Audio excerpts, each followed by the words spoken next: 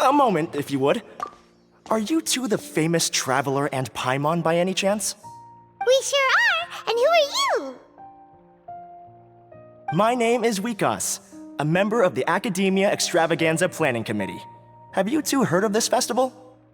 Yep, and that's exactly why we're here. Is that so? Looks like our advertising is working. Since you're both interested, would you mind if I gave you a brief explanation of the event? So, the Academia Extravaganza is a grand event run by the Academia with a long and storied history.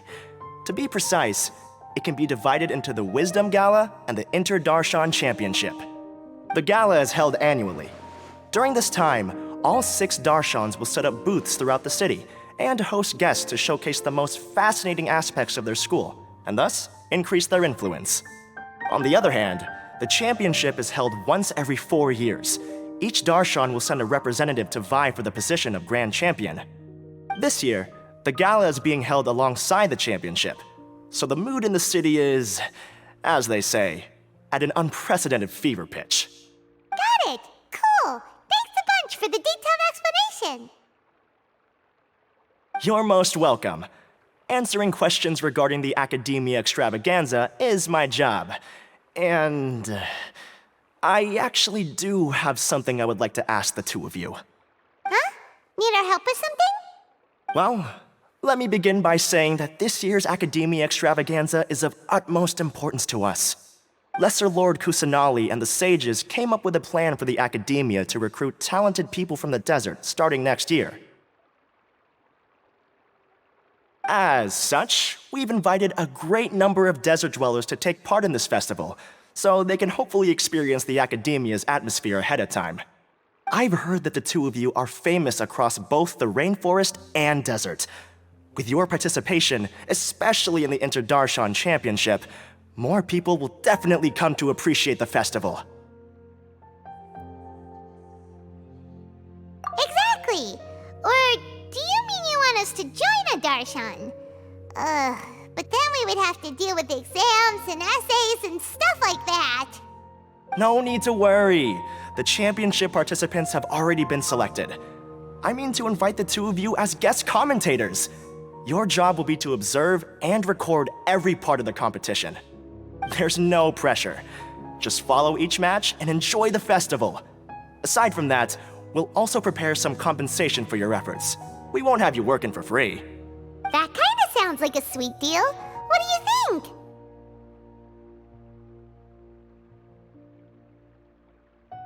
Yes, 2 others in fact. Their responsibilities will be somewhat different from yours. One of our organizers will explain the details to you later at the main venue. So, how about it? Would you like to take this commission? Wow! Having fun while getting paid? This sounds awesome! The main event venue is at the outskirts of the Citadel of Regzar, and the organizer you're looking for is Karina. Tell her the situation and she'll get you set up. The championship is going to begin soon. I wish you a good experience serving as commentators. If you have any doubts, come find me anytime. Alrighty, off we go!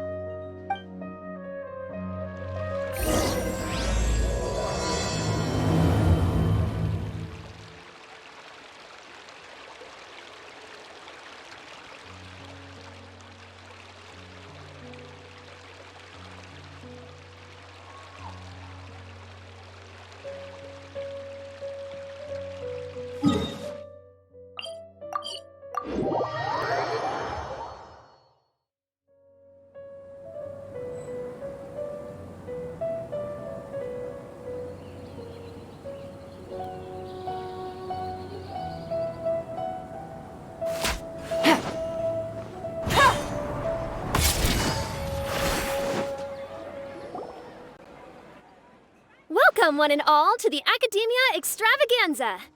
Now then, allow me to reveal the prizes for this iteration of the Inter-Darshan Championship. Fabulous monetary rewards, research funds, a limited edition Genius Invocation TCG card, and the right to wear the Diadem of Knowledge. I believe that I need not elaborate as to how this is a symbol of great honor. She should be Karina, right? Looks like she's in the middle of something. Let's wait till she's less busy, then go introduce ourselves. The Diadem of Knowledge. What a perfect work of art. Every time I see it, I feel like I'm losing myself in its beauty. The one who proves fit to wear it must be a rare genius indeed. I believe that most of you have already seen the Diadem of Knowledge or have heard tales about it. 20 years ago, a researcher named Sachin bought it for a large sum of mora before donating it to the Academia. The generous championship prizes are also sourced from his sponsorship. Before we begin, allow me to express our gratitude to this researcher, who cannot be with us right now. Things can only get worse. Things can only go from bad to worse. Human nature begets conflict, and conflict begets ruin. From the beginning, the seeds of wickedness have been. Hey, stop spacing out! Paimon called out to you, but you didn't respond. You okay? Did you stay up late without telling Paimon? All right. I'm sure we're all more than ready for the championship to begin. Now then, let's invite our 6 Darshan representatives to the stage. Our contestants are... Representing Amorta, Tainari!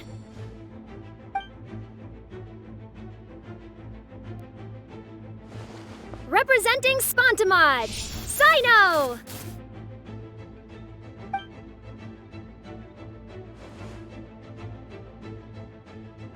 Representing Ratawahist, Layla!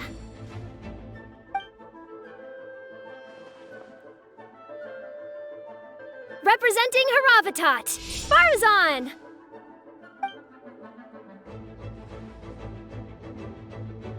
Representing Kasharawar, Kaveh! And for Vahumana... Is Vahumana's representative not here yet?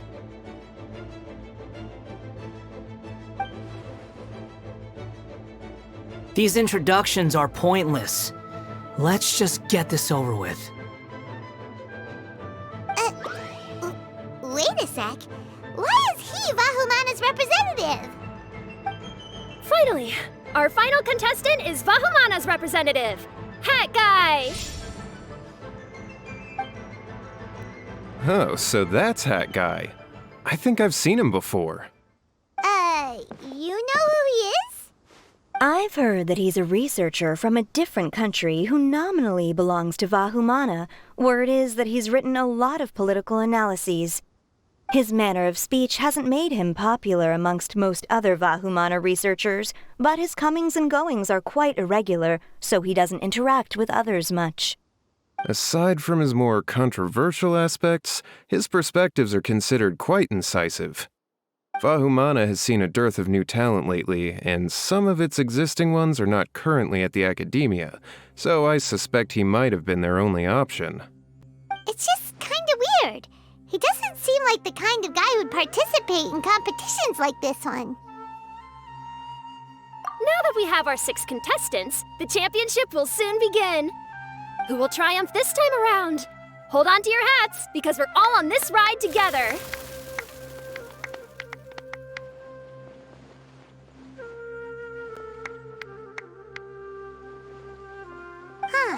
We really do know a lot of the contestants. Oh, right! We're guest commentators, aren't we? So figuring out everyone's reasons for participating is in our job description. Let's go ask them when we go say hi. Especially him.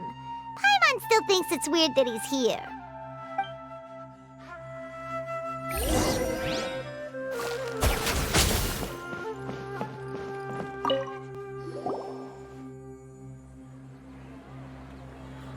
We meet again, you two. Hey, Tainari! We came here to check out this extravaganza event, and then they invited us to be guest commentators. Is that so? I heard that there would be guest commentators recording the proceedings with cameras, but I didn't expect they'd be you two. It's a pleasant surprise that you're visiting Sumeru again while I'm still on leave. When everything comes together perfectly like this, I call it the biryani factor. Because it's always rice to meet stew again. Ugh.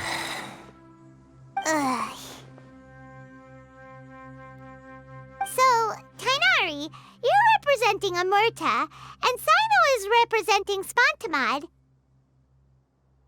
But haven't you both already graduated? Can alumni also take part in a competition? I had wondered the same thing. When I was told the news, I was actually more shocked than you are now. I later found out that anyone who has been a part of a particular darshan has the right to participate. Graduation status has no effect. So that's a rule, huh? There are some restrictions, though. For example, sages cannot participate. Any given person can only participate in one instance of the championship, and so on. That's right. Also, there are two methods by which the darshan representatives are chosen. One is self-nomination, and the other is to be recommended by over half of one's darshan. You must have been a case of the latter, Tainari. I heard that quite a few of your juniors petitioned for your candidacy. Sometimes I wish I could clap a few of them over the head and tell them to spend that time on studying instead. Well, you can, but after some consideration, I realize this could be a good opportunity for me. Next month, we're having a public lecture on ecology at Gandharvaville. If I participate in this event, I might be able to utilize its popularity to promote the lecture. I'm not that concerned about becoming the champion. Unlike someone here.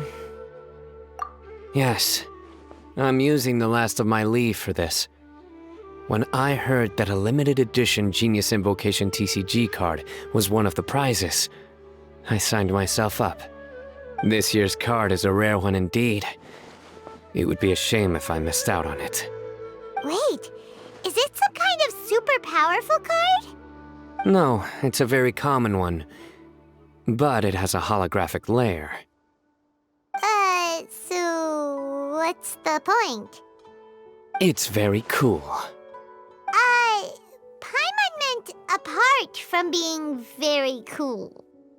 That is reason enough. I shall do my all to emerge victorious and add it to my deck. As someone who doesn't play cards much, I can't quite relate. But it isn't surprising that everyone has their own reasons for taking part in the tournament. Fair enough. All right, let's go find someone else to question.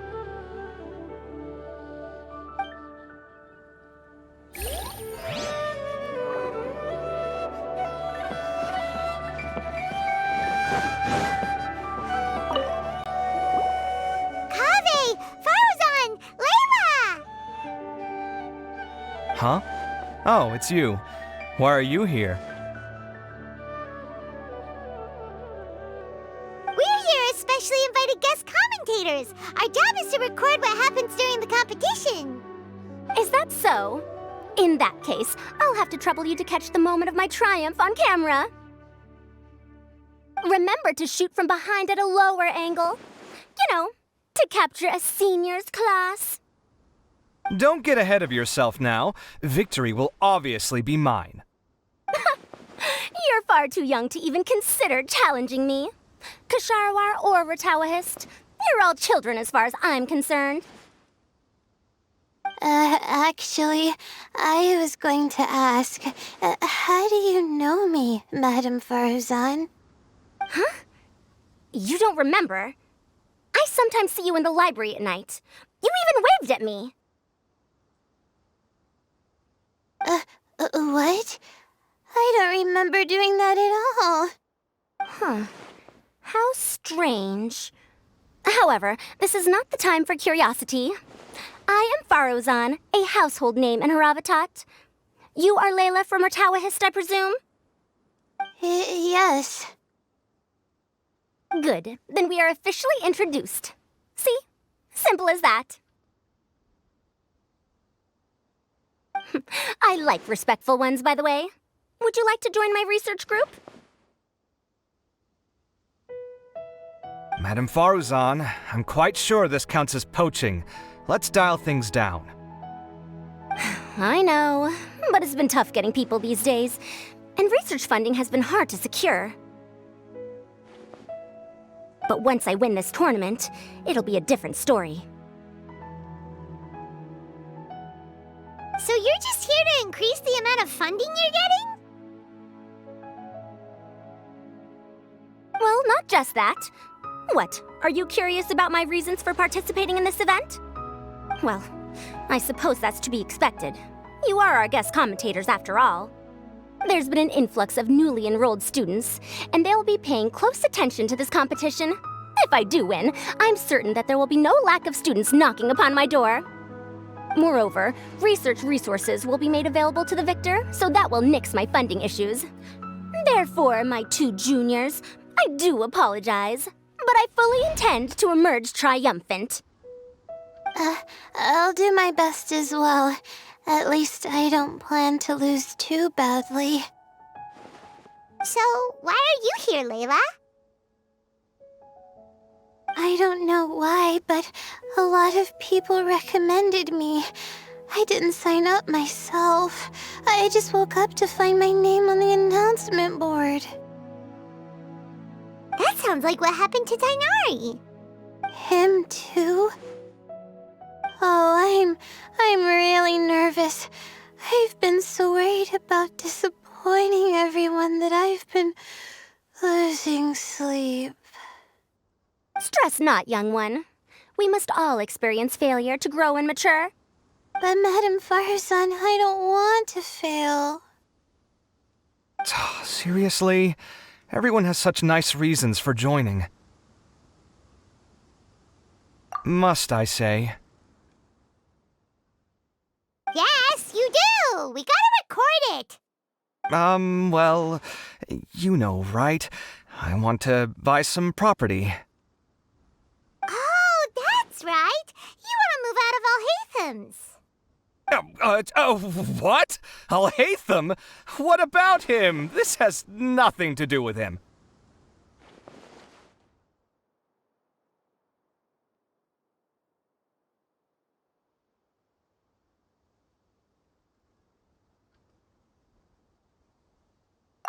Oh, right. Sorry, Paimon has no idea what she was talking about. So, you want to use the grand prize to buy a place, right? Correct. Also, my father took part in the Inter-Darshan Championship when I was young, but he didn't win. Once I do, the right to wear that diadem will be mine. In a way, I'll be helping my father fulfill a dream of his. That's not a bad reason at all. You have ambition, youngster. Although your chances with me here aren't great, I believe your father would be most proud if the diadem of knowledge were bestowed upon you. Not that he'll have the chance to celebrate. My father passed away many years ago. They say he ran into quicksand while traveling in the desert. For you to have experienced such a thing, that must have been tough for you. It's all in the past now, and life goes on, doesn't it? Let's change topics. I don't want to bring the mood down.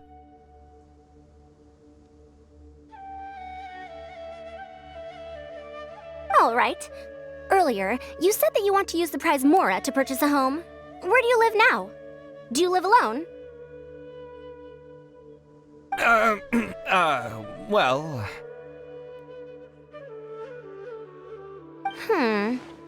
I also heard you mention Alhaitham just a moment ago. Isn't he also from Haravatat?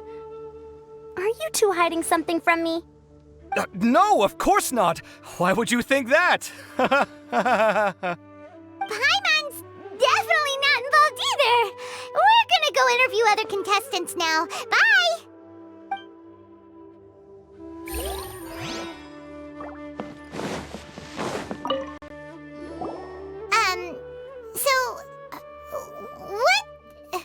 What are you... Just call me Hat Guy. That's the name I use in Vahumana. That sounds name, not a real name. So I can't go by a simple, ordinary name? Fine, suit yourself. All right then, Hat Guy. Why are you taking part in the Interdarshan Championship? We're specially invited guest commentators, so play nice and answer our questions. You could be Matra for all I care. So what if I don't answer you? What then?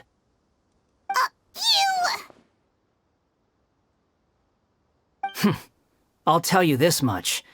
I have an agreement with someone not to reveal my motives. You're not plotting something in secret, are you? Well, it's hard to say. Why don't you take a guess? Ugh, Paimon's had it with you. Fine, be that way. Then we won't ask you why you're participating. Instead, why did you join Vahumana? You two sure like to poke your noses where they don't belong. If I don't say anything, are you going to annoy me to death? I heard that the Vahumana researcher named Akaba was researching the Tatarasuna incident, so I wrote a few essays to refute his points. Later, when I was bored, I wrote some commentary on societal issues in Inazuma. I didn't expect Vahumana to consider me as one of them. Someone even invited me to a lecture or whatever. From start to finish, it was just the wishful thinking of idiots. A misunderstanding. There's your answer. Simple. But when Lesser Lord Kusanali heard about this, she went out of her way to get me registered in Vahumana. She used the name Hat Guy. Enough chit-chat. You're better off wasting your time with the other contestants. Someone's about to get very unlucky. Wanna guess who? How is anyone supposed to relax with you around? We've got to stay alert and keep a close eye on him. Looks like Karina's got a moment now. Let's go chat with her.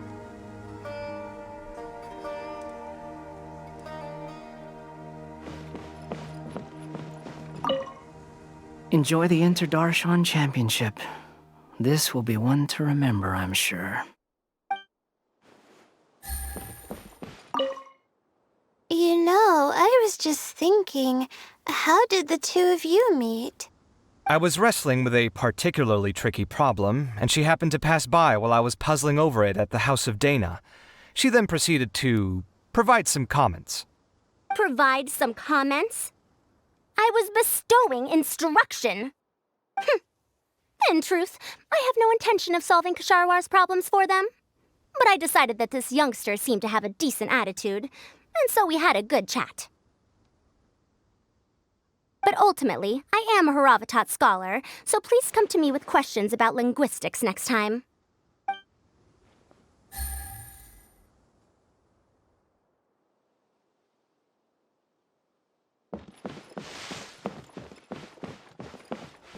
I'm surprised you were willing to come to Sumeru City at all. Well, the atmosphere at the Academia has improved immensely since Azar and his ilk were deposed. Master has been busy recently, so he hasn't had the time to instruct me or try to convince me to return to the Academia. So I've been occasionally visiting the city these days. Trade and business are in greater abundance here, so it's much easier to acquire necessary research equipment.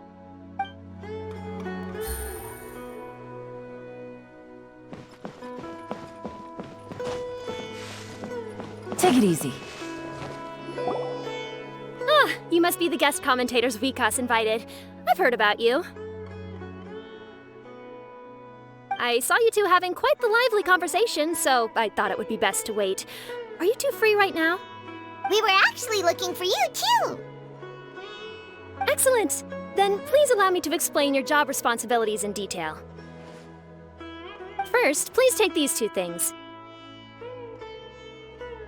The first item is a custom camera from the Academia. Please use it to record the competition as it unfolds. The second is an event-specific locator that will flag all participants' locations. It will also sound when one of them completes an objective. Wow! What a convenient little thing! Aside from you two, there are 2 other commentators. However, they will remain by the commentators area and will not be following the contestants in real time. Speaking of which, you probably know them. Alhaitham and Nilu.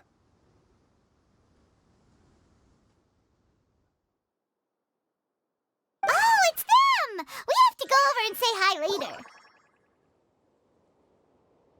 Well, don't let me keep you, unless you have any questions for me. Why do you ask? Really? I didn't see any such person. Could I ask when you saw him? Strange. I was on stage the entire time, and I didn't see anyone come up. Paimon didn't see anyone either. Perhaps you're mistaken.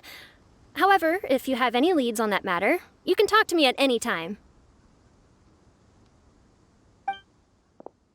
Hey, Traveler. Paimon. Long time no see. Dia! Candace! You two are here as well! Ah, so they're 2 friends of yours. In that case, I'll take my leave.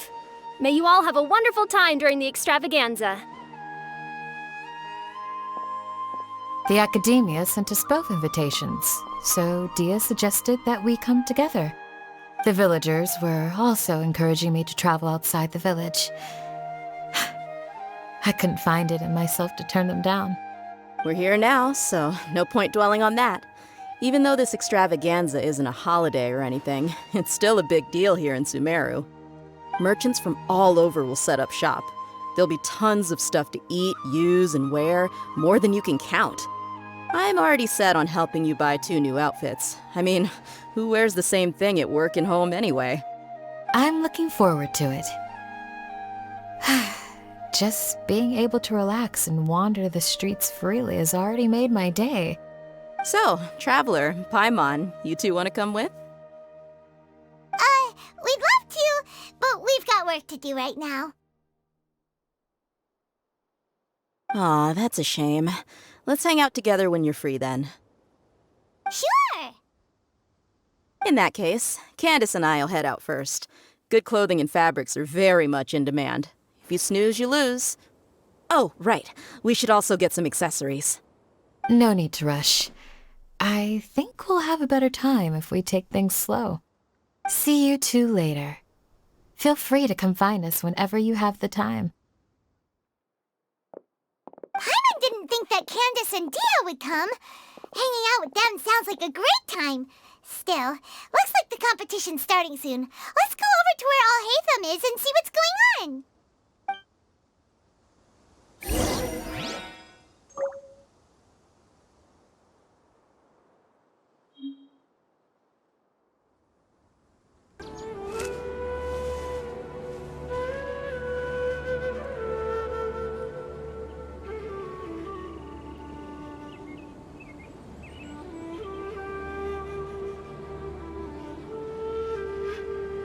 I got a new letter from an informant.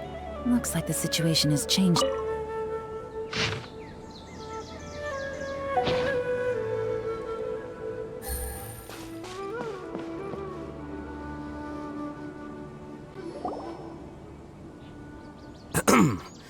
I will now announce the rules for the first round of the competition. Please listen carefully. During the opening ceremony, Academia staff released several cages of butterflies, and many of them are now fluttering within Sumeru City. Amongst these butterflies, 3 of them will be special swift flies. They have a different appearance and also fly a little faster. Your objective this round is to find a swift fly and bring it to me. 3 points will be awarded to the first participant to return, 2 to the second, and 1 point to the third. That is all for the first round. Should you require clarification on anything, please ask any of the other staff. Alhaitham's all business all the time, huh? That said, how did he get picked to be a commentator? Paimon's kinda curious. Finding 3 specific butterflies in a place as large as Sumeru City sounds rather improbable. If these swift flies behave anything like regular butterflies...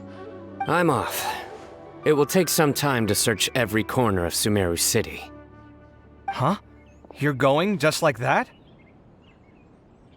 A champion walks the road to victory. My dear Kasharawar Jr., I have a plan. How about some cooperation between you and me? Cooperation? Looks like everyone's got their own plans for this, Tuffy. We're supposed to go on stage next, right? Let's wait and see everyone's reactions first. Huh?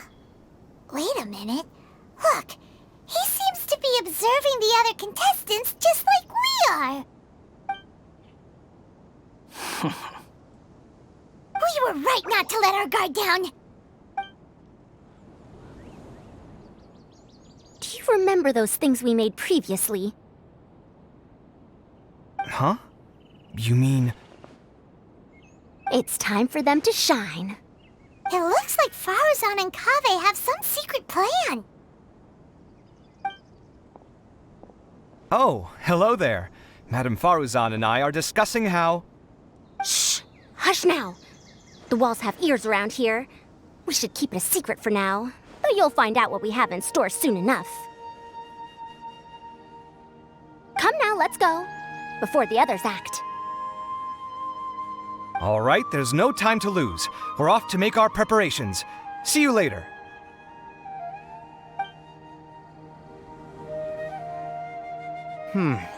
This is basically what I'll need. Do you think you'll have any difficulties? I have most of the reagents with me, and I can buy the rest. Kale, you're here too! Kainari, you have a master plan ready? My hypothesis is that the Swiftfly's morphological variations won't significantly affect their fundamental nature. So I'm planning on using this to lure them out. Of course, I could be wrong. Every mutation opens the door to new possibilities, especially when they are artificially introduced. Details will have to wait until after the post-experimental analysis. For now, Kale and I are going to buy some reagents for our experiment. All right, well, see you later. Okay, see ya!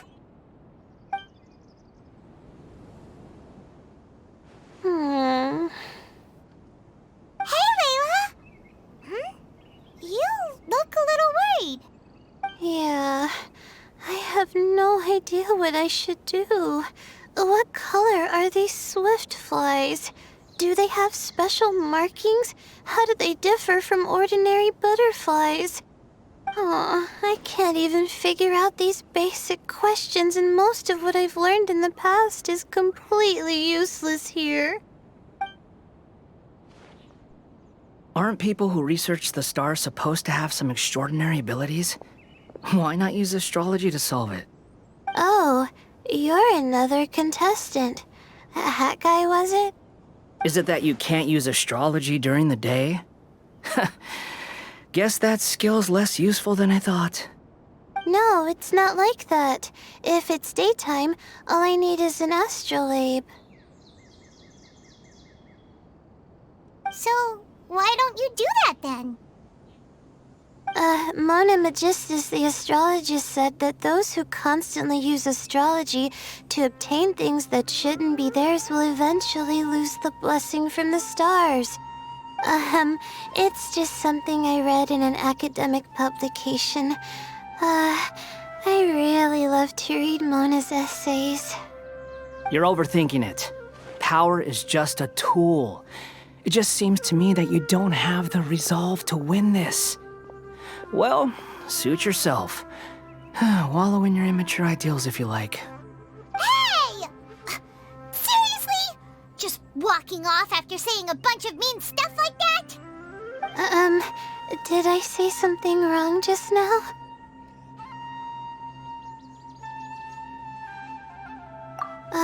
Thank you so much. I've made up my mind not to use astrology for this. I think I'll just try my luck in the city. To be honest, I've always been pretty good at observation, and if I'm fortunate, I might be able to find that special butterfly species. Lord Cyno seems to have found a swiftfly.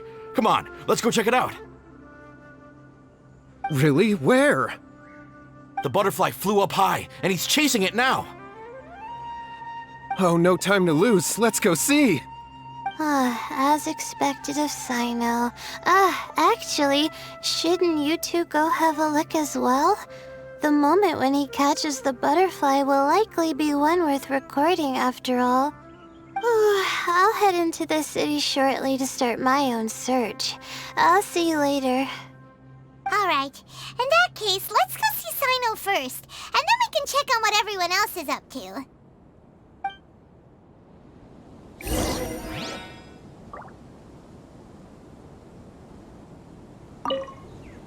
I'm going to try my luck in the city, too.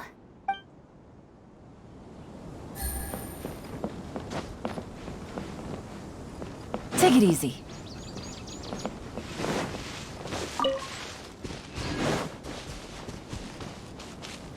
The other contestants are all wearing tracking devices, so you can use your locator to find them more easily.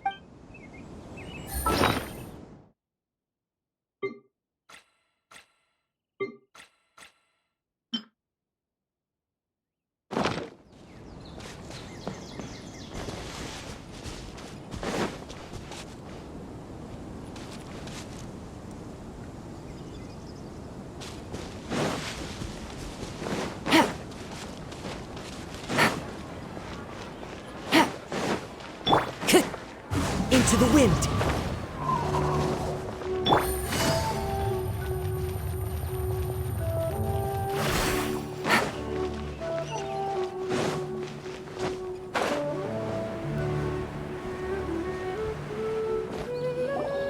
We found you, Sino!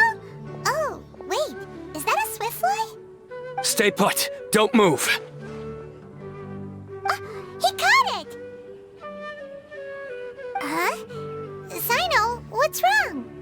This isn't what I'm looking for. It's a... Finally, I made it. I heard that you caught a swiftfly, Sino. Mind letting me see what it looks like? Hold on. Isn't this the mechanical bait that I released earlier? Why would you catch that instead of a swiftfly? Wait a minute. If we consider this from a different angle, isn't it a good thing that the bait you made was convincing enough to fool even Sino? That's right. During a previous interior design project, I felt that the artificial flowers on a wall were a little bland, so I decided on placing a few moving mechanical butterflies to add some pizzazz. In order to make them both small and nimble, I consulted with Madame Faruzan. Not long ago, the two of us took all those mechanical butterflies and released them into the city. Why would you do that? Need you even ask? Young people these days really do need to get out more. Have you never played that game where you place strips of paper on a bamboo pole and wave it across a field of flowers to attract a whole kaleidoscope of butterflies? No, I haven't. Wait, so you're trying to... That's right. The butterflies within the city will mistake our mechanical bait for one of their own and follow them around.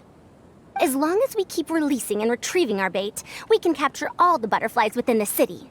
What comes afterward is just a matter of separating the swiftflies from the others. Huh. Guess that's one way to do it. Do not underestimate the wisdom of your elders. I had already thought of this method the moment the round's rules were announced. Of course, we also owe much to this fine junior of mine here for making such lifelike butterflies. It seems that Kasharawar has not quite declined as far as I had thought in recent years. Their teaching skills at least seem to be intact. Well, I just stuck to what I do best. The idea was yours. No need to be so polite. Once we capture all these butterflies, we shall split the points for this round. Look, one of them is returning now. Huh? Wait a moment. Are my eyes deceiving me? Why don't I see any butterflies behind it? That's because there are none. Seems like your plan has hit a snag. Looks like the match continues. I'll be looking elsewhere. Huh. Strange. Has something else diverted their attention? Come, let's search in the direction the bait returned from. We'll go have a look, too.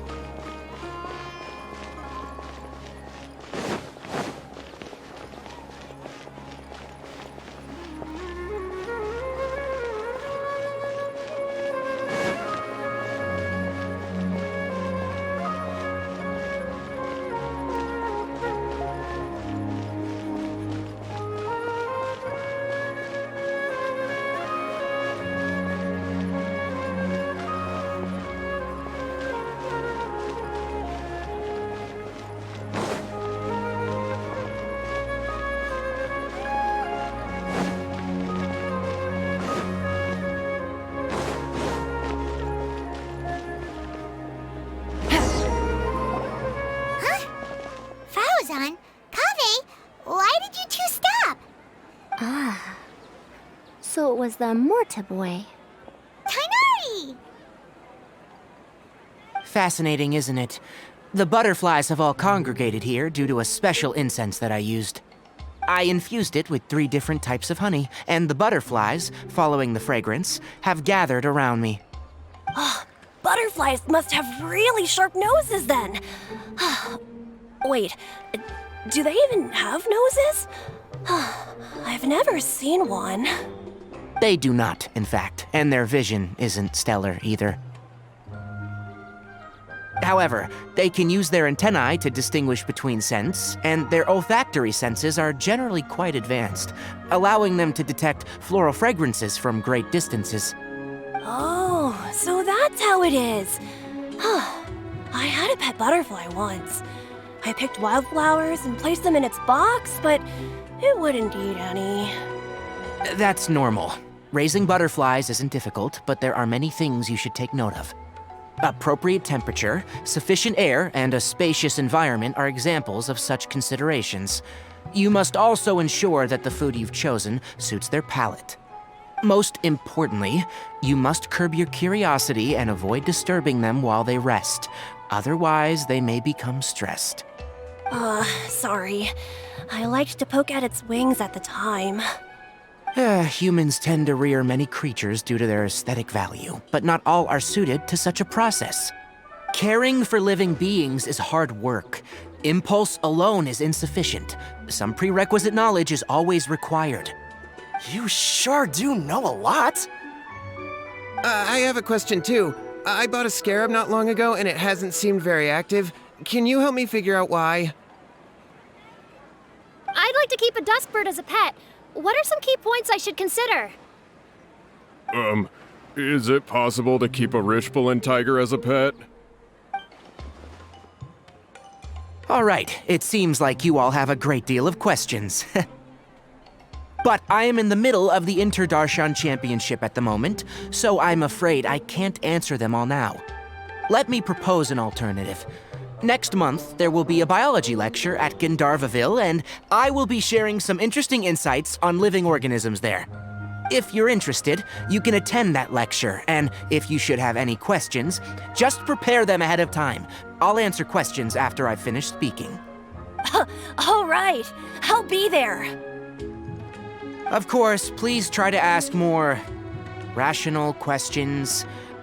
For example, whether you can raise a Rishbalin tiger as a pet or not is mainly dependent on whether you can overcome one in a fight.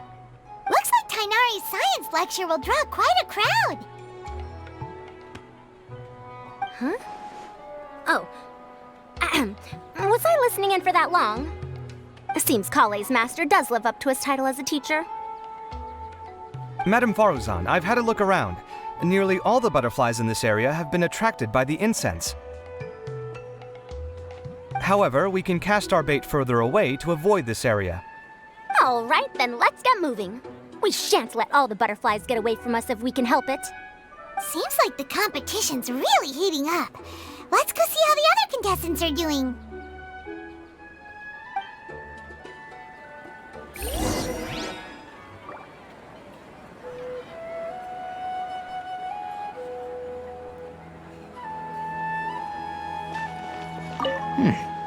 The scent is starting to fade. Seems the wind is stronger than I thought. The incense isn't going to last long.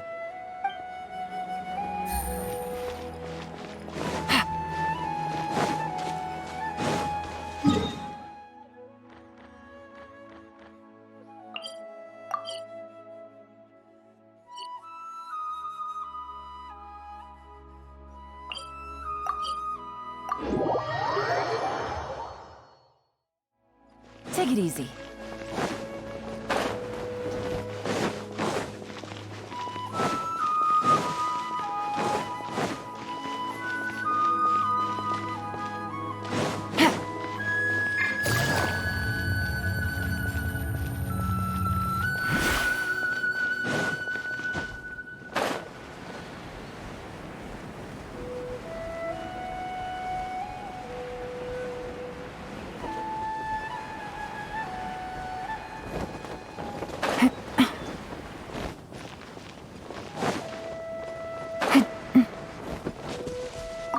This is taking longer than I thought.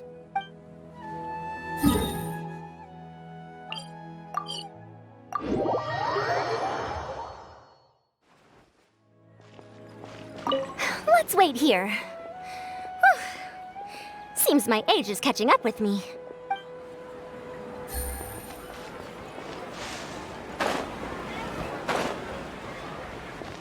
Take it easy.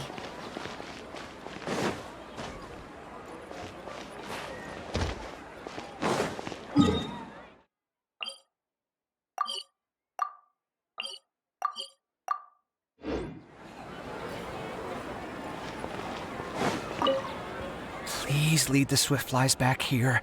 I'm really counting on you.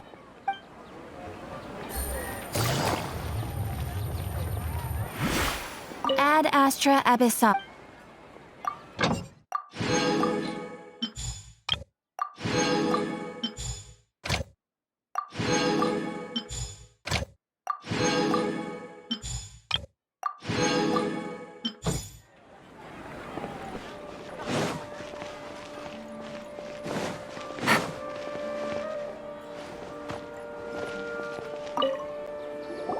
What brings you two here?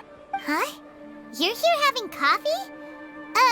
Aren't you supposed to be a contestant? Is there really any need for me to take part while everyone's running around like it's some sort of carnival? Don't worry. I'll get involved once things actually get serious.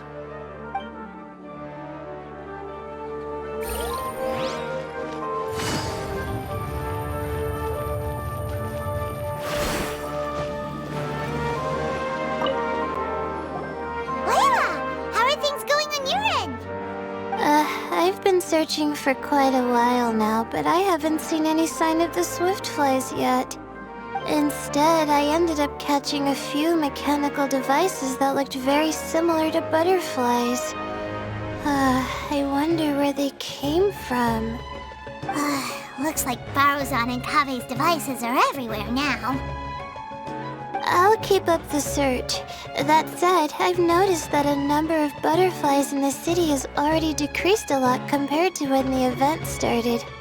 Probably because the other contestants are coming up with their own ways to catch butterflies. Alright, I'll do my best too. Huh? What's this? Oh, what a coincidence. I guess I just need to catch it now, right? Oh, please wait. There it goes. It's so fast! Paimon thought all Hatham said they were only a little faster. No, come back. Come on, Traveler, let's go too. The locator's going off! Looks like someone's already caught themselves a Swiftfly!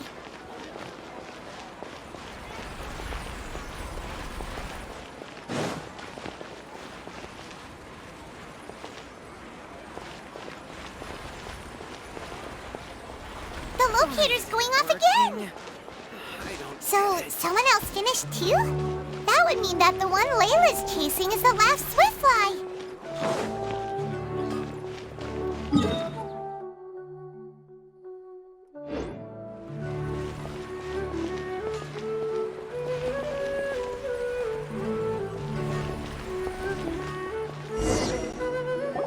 Oh, it just occurred to me that we should also get you a makeup box. No, it's fine. I don't think I'll end up using it. Maybe you won't, but it doesn't hurt to have one, right? Come on, just trust me on this one. Huh? Who are you, and what do you want? Please, don't move. Don't move? Who sent you? Dia. Don't worry, I can handle this. Now, tell me, what do you want?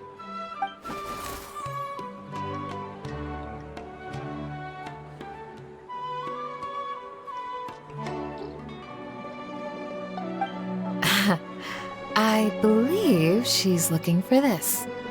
Here, take it. A butterfly? Was it on my head? Oh, you're... It's been a while, Layla.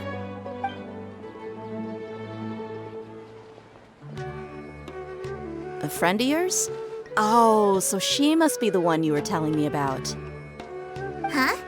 You two know each other? Oh yeah, it has been some time.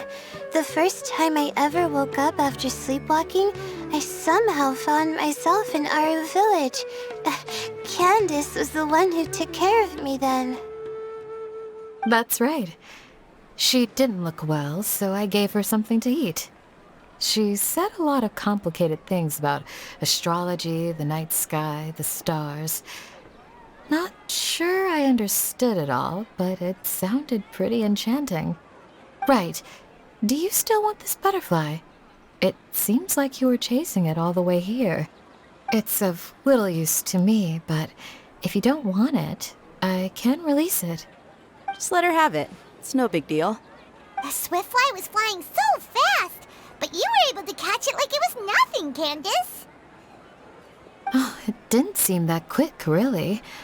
I was actually worried that I would injure it, but I'm glad that didn't happen. Anyway, sorry about the butterfly thing. With the way you suddenly came running over like that, I thought you were hired to take us out or something. Huh. On second thought, I guess I've never seen an assassin that looks tired with dark bags around their eyes. Oh, you must be taking part in the championship. Take it from me. Don't let it stop you from getting some rest. I'll do what I can. Thank you. We'll be on our way then. See you later. Alrighty, let's bring the Swiftfly back together with Layla.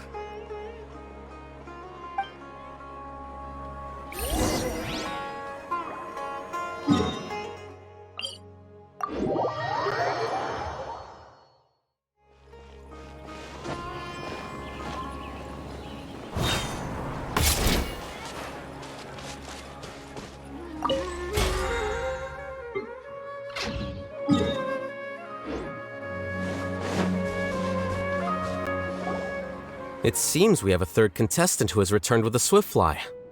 With that, the first round has come to an end. I anticipate that all of you will keep up the effort for the second round. Dismissed. Your closing statement sounded so... how do I put it? Decisive? Well, you could certainly stand to try being more decisive, Nilu. It would help you live more freely. Hang on a second. Who were the first two contestants with Swiftflies? Tainari was first, and as for the second, it's being discussed right now. Hey, Alhaitham, I think I've come up with a good idea. Second place gets 2 points, right? Can't Madame Faruzan and I split the points between us? Quite the imagination you have there. I've read the championship handbook from cover to cover, and I never saw any rule which permits that. Then we can just add a rule. Do you really think I'd do that? Oh, come on, you're not going to stand in the way of my victory, are you? Well, you're free to send the organizing committee an application outlining your naive proposal. They'll get back to you within 3 working days. 3 working days? It'll be too late by then. Unfortunately for you, even dreaming is gonna cost you. Paimon gets gets it now. Kaveh and Faruzan found the second Swiftfly together, but the rules say that only one person can get the points. Oh well, the rules are the rules. Since you call me madam and politely ask for my help, I shall give you these points. So I'll put the points under Kaveh's name then? No. If I take these points, won't that only detract from your contributions, Madame Faruzan? You might be alright with that, but I cannot do it. Not in good conscience. I don't have any problem with it. There are 2 more rounds after all. Losing one isn't a major setback. But if you insist, I have another method. We can draw lots to see who will receive the points. Lots, huh? What? Is there something wrong with that idea? No. Well, let's do it. All right. I'll get the paper needed for the lots. Give me a moment. Oh, seriously? I'm sorry, but it appears that luck was on my side this time. No, you do deserve it. I'm just lamenting my bad luck. Perhaps that's why my life is rife with troubles.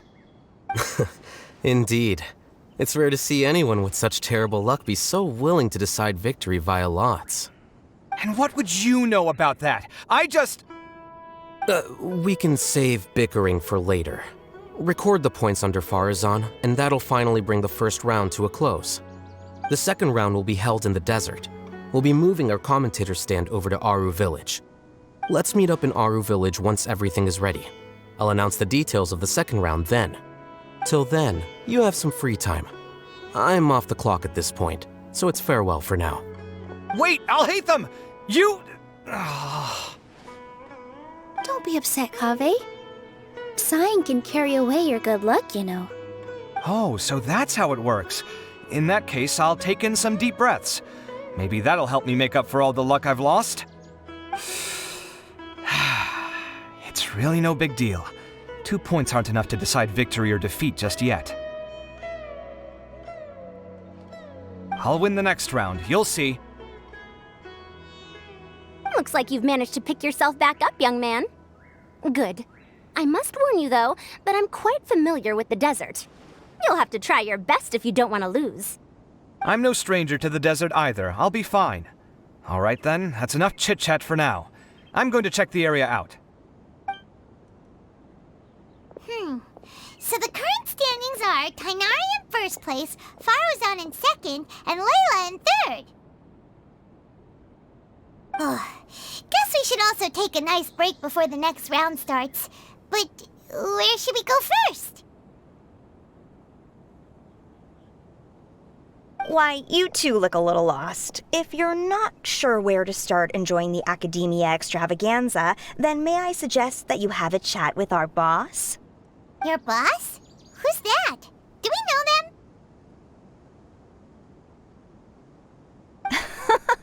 Well, only the most famous merchant in all of Sumeru, Lord Sangamo Bay. Oh, you mean Dory! Precisely. Our boss sent me to inform you two that she'll be waiting for you at Sumeru City's North Gate.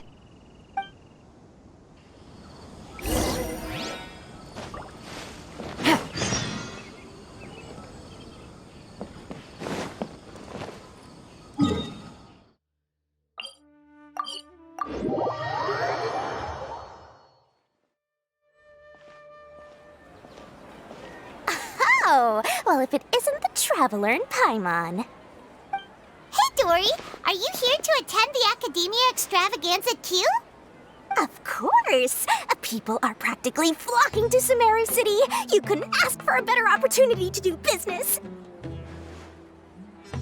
This is one of the entrances into the city, and it's very close to the Wisdom Gala booths. There'll be an endless stream of customers. I can already hear the Mora going clink, clink, clink as they fill my coin pouch. Well, is there anything you'd like to purchase? We've got everything you need and deals that can't be beat. Well, do you have anything to eat? Oh, wait, We're celebrating the extravaganza and you're only thinking of eating... I mean, of course, we've got lots of things to eat. That said, I recommend that you also consider some of the great bargains we have going on. The Wisdom Gala is about to begin, and once it starts, each of the Darshans will prepare a small challenge for everyone. And just between us, I have some super booster supplements for sale.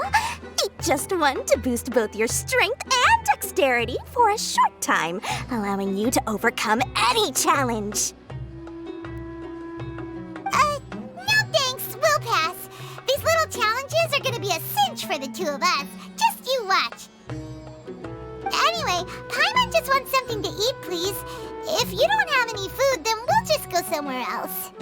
All right. Mora is Mora, after all. Oh, what would you like to eat? Well, Paimon's pretty hungry right now. Do you have any touching? Let me see.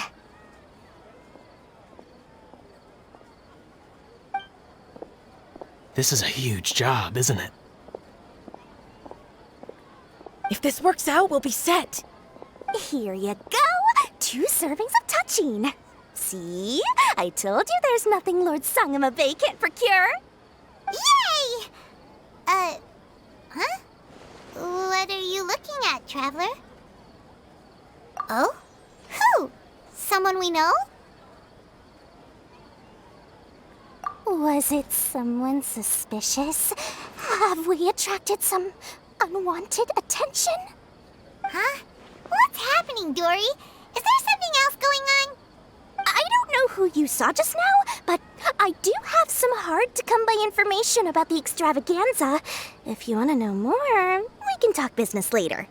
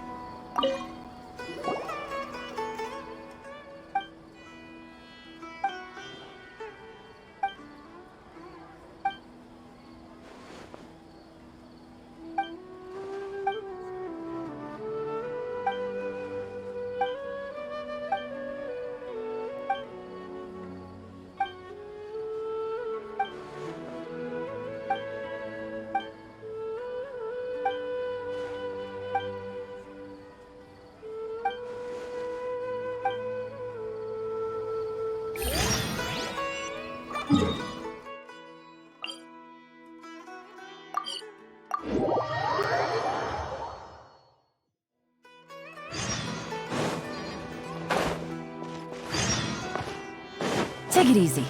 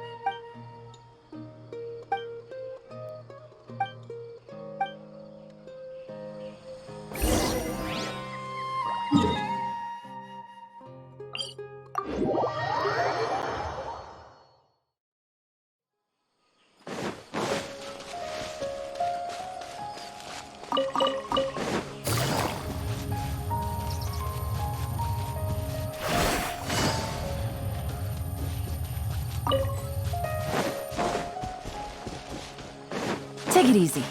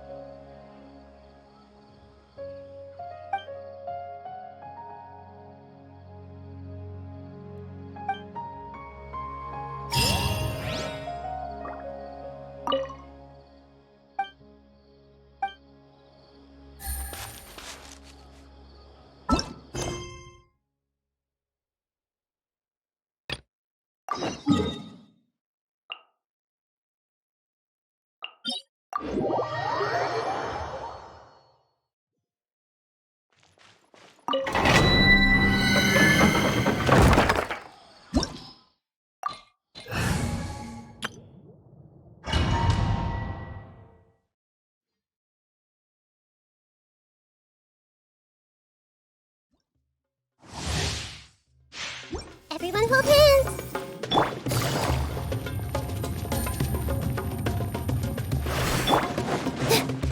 Here. Let's move out. Rest and breathe in. I see everything.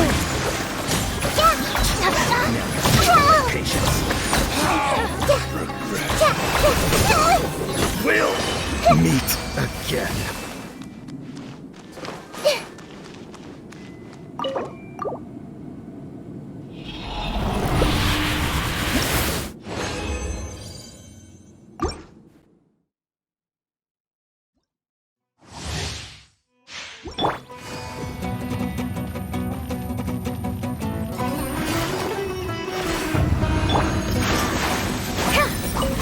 Allow me. Well, here. I'm getting sick of this. Testing my patience. I'll meet regret.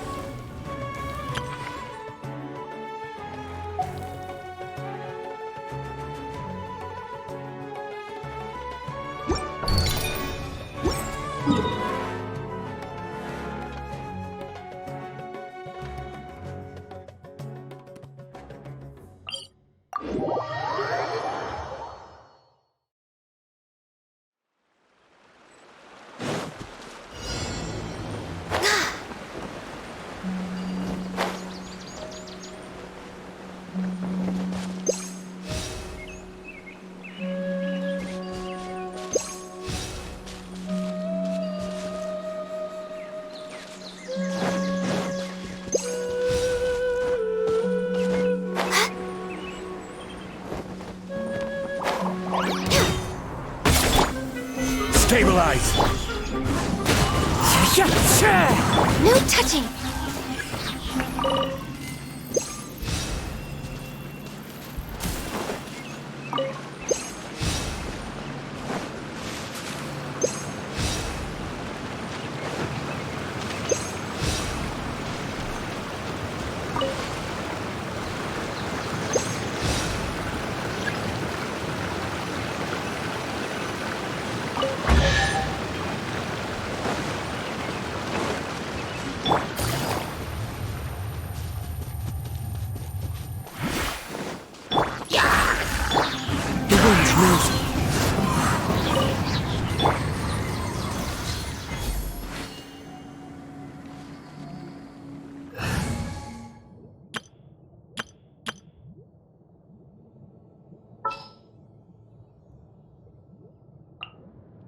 More companions!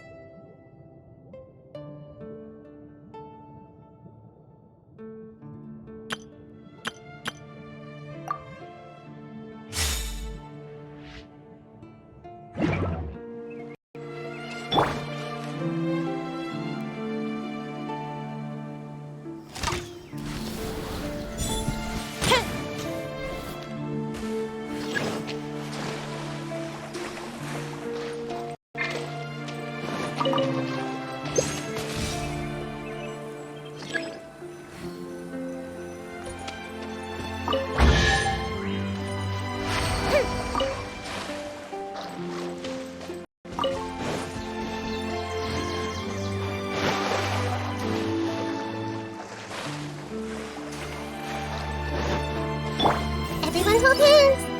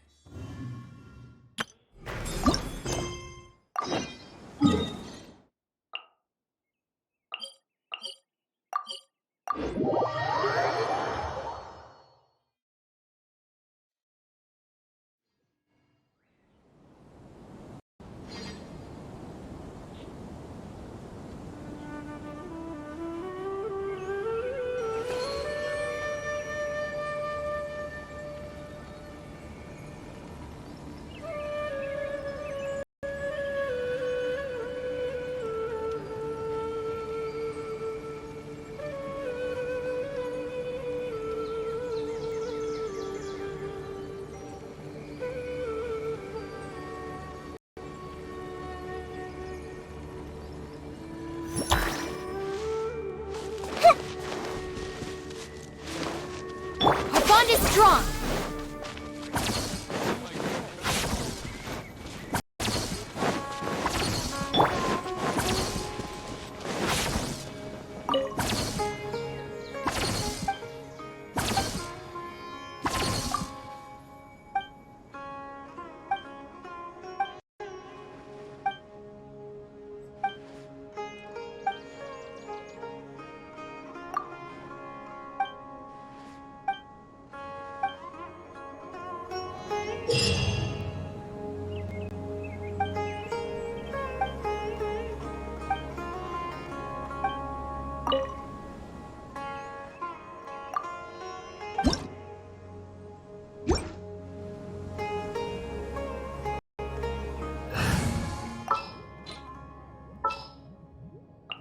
A walk would be nice.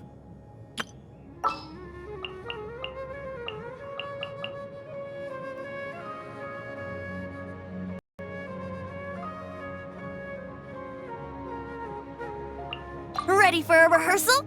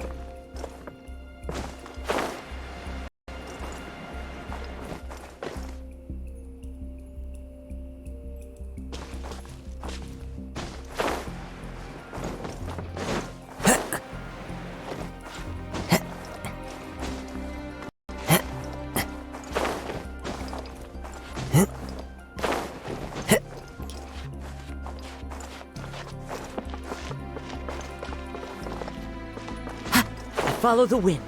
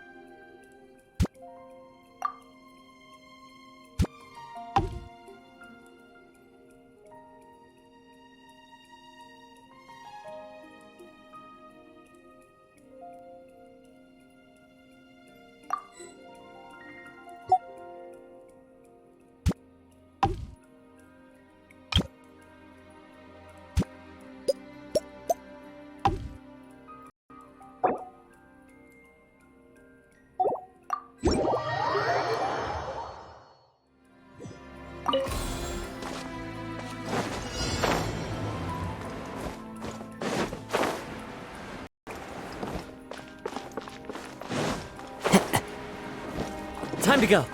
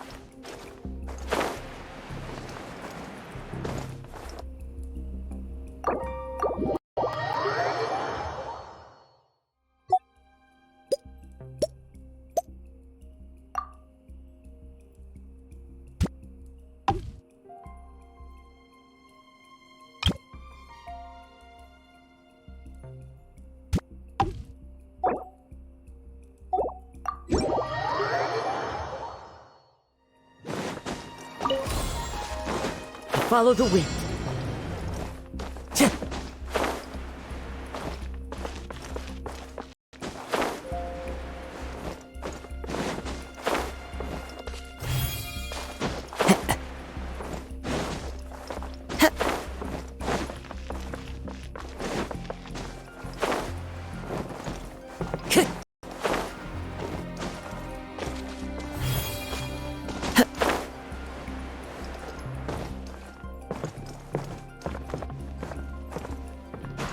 Follow the wind.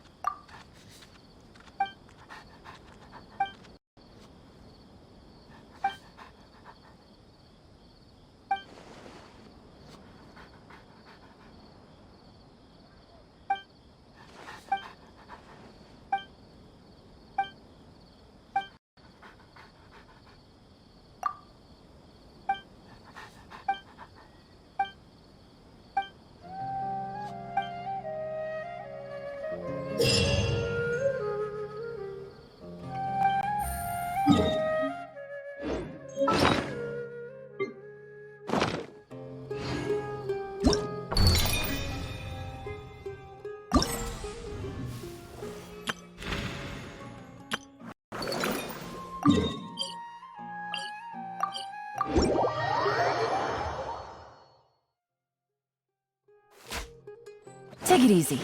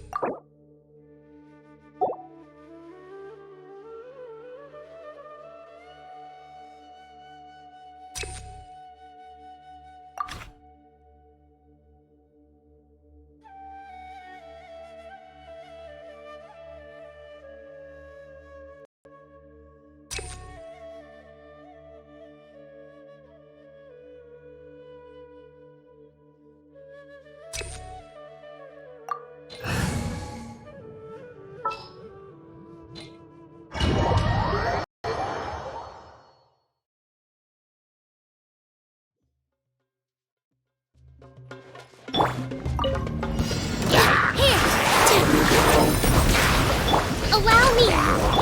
I see everything! Make yourself some room! Busted. Gotcha. Here comes the catch.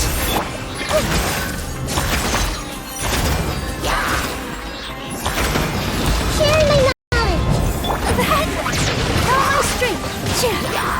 All eyes on me! Rest and revamp! Grow! Committed to memory! The Temple of Wisdom! Things are about to get dicey. Quietly now. Here!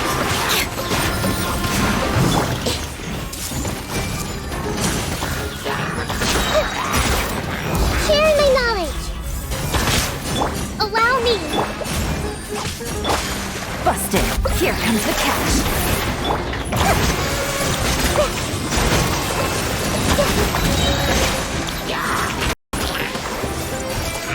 Make yourself a home! All my strength!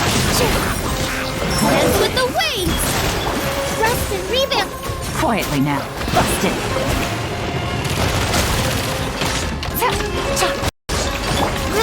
Grow!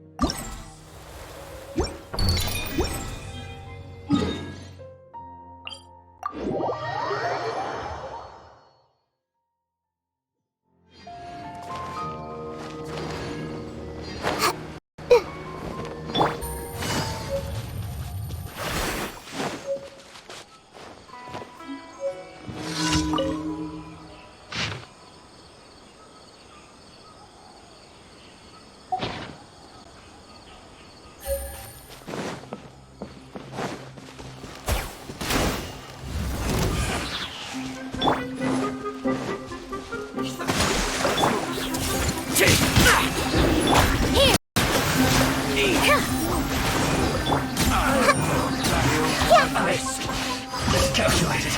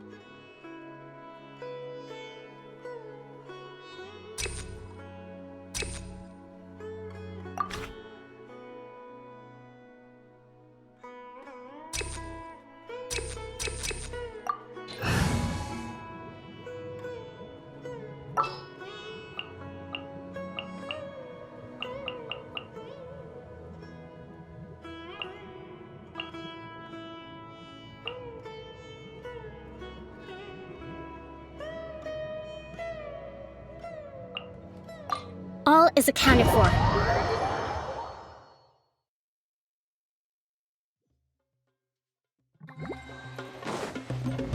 Positions! Everyone hold hands!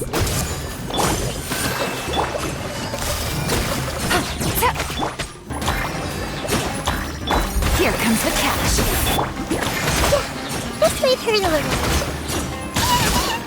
Make yourselves at home! All my strength! Committed to memory!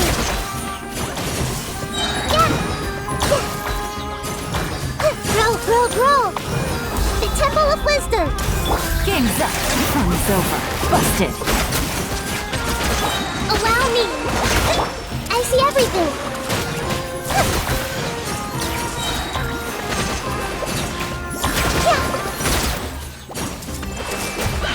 Positions!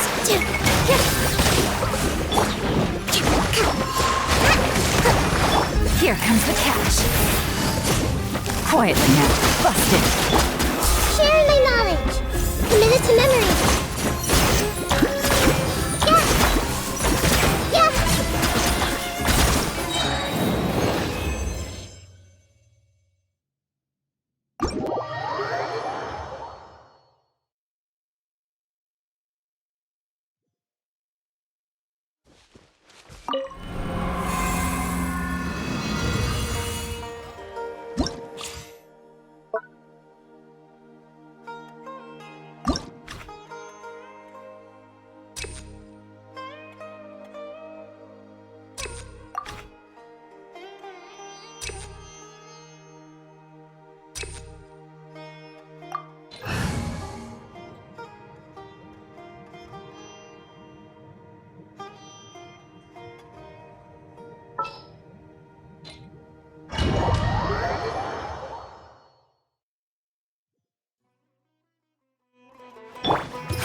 Yeah!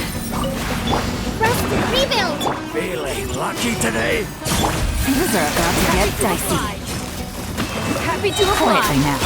You are not Time to welcome. Hey, to apply. Another test subject. Where do you think you're Grow! Prepare for a dance. Dance with me! Gotcha. Be a good audience. This may turn over you. You're not done. Happy to apply. close enough? Everyone hold hands. Another test subject. Game's up. Fun's over. Quietly now. Coming as we're told. Dance with me! The eternal Oasis! The show's only time. Not yet.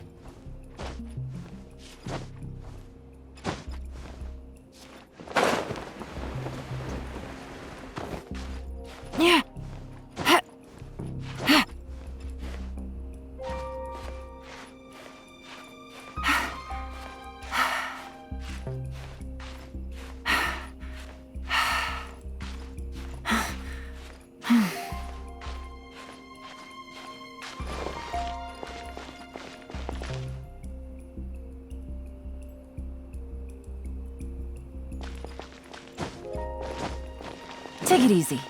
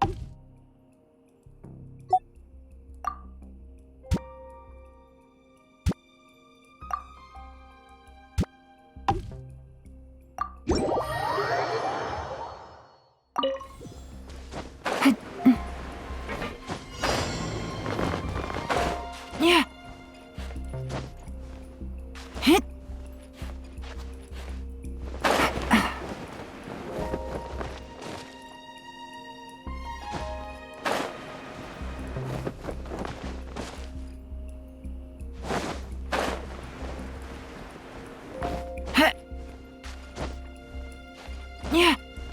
Hit.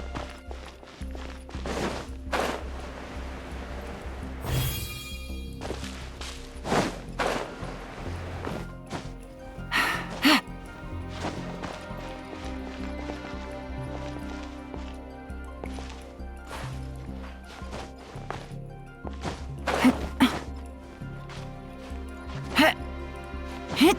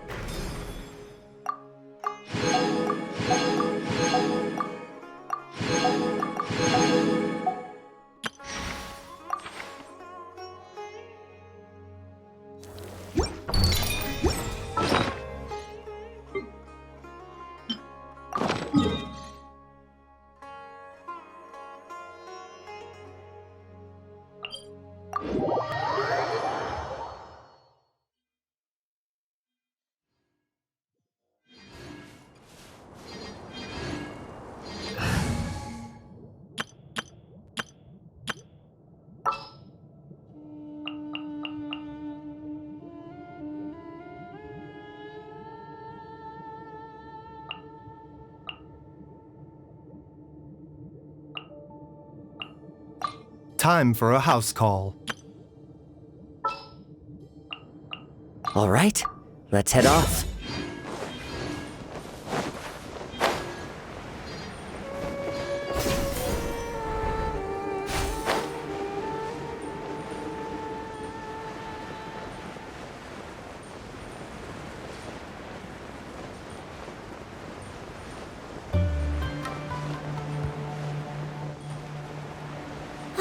The air is just right. We're way behind schedule.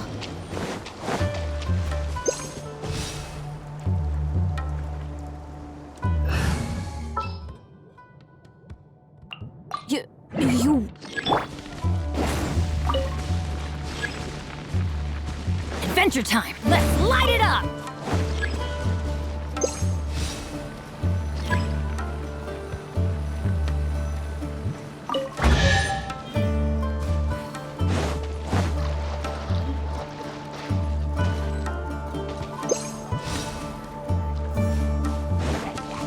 I will have order! Stabilize!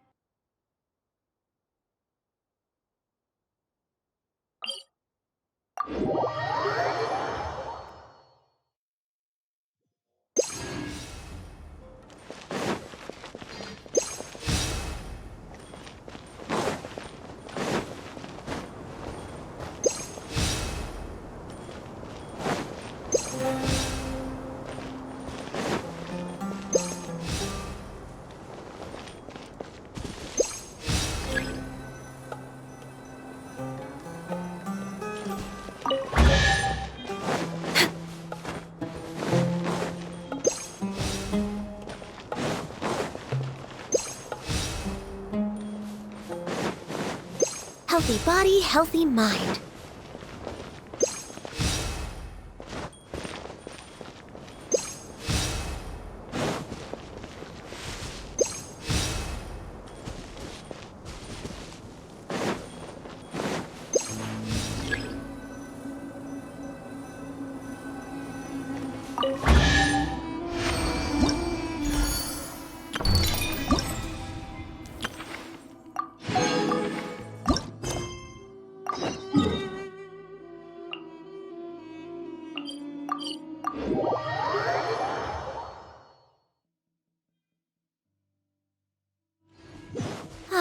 The air is just right.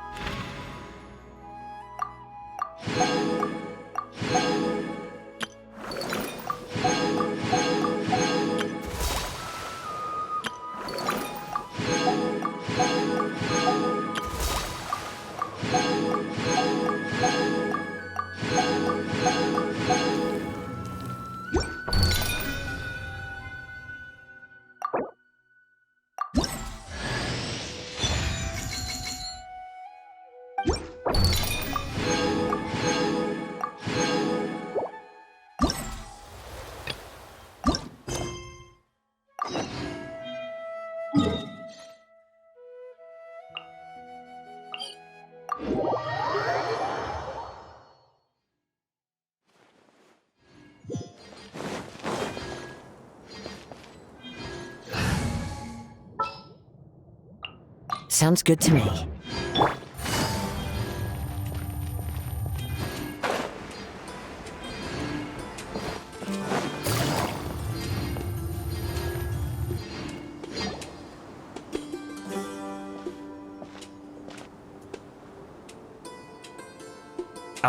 Is it me, or are the bags under your eyes even darker than during the last round? Are you alright? Thanks for the concern, Kaveh. I just haven't been sleeping well lately. Even though I try to fall asleep, I can't get the championship out of my head. And before I know it, it's morning again. I know the feeling. That happens to me too when I'm agonizing over my blueprints. Do you have any tips for dealing with that? To be honest with you, no. You could say there are many things that don't have a quick fix and can only be endured.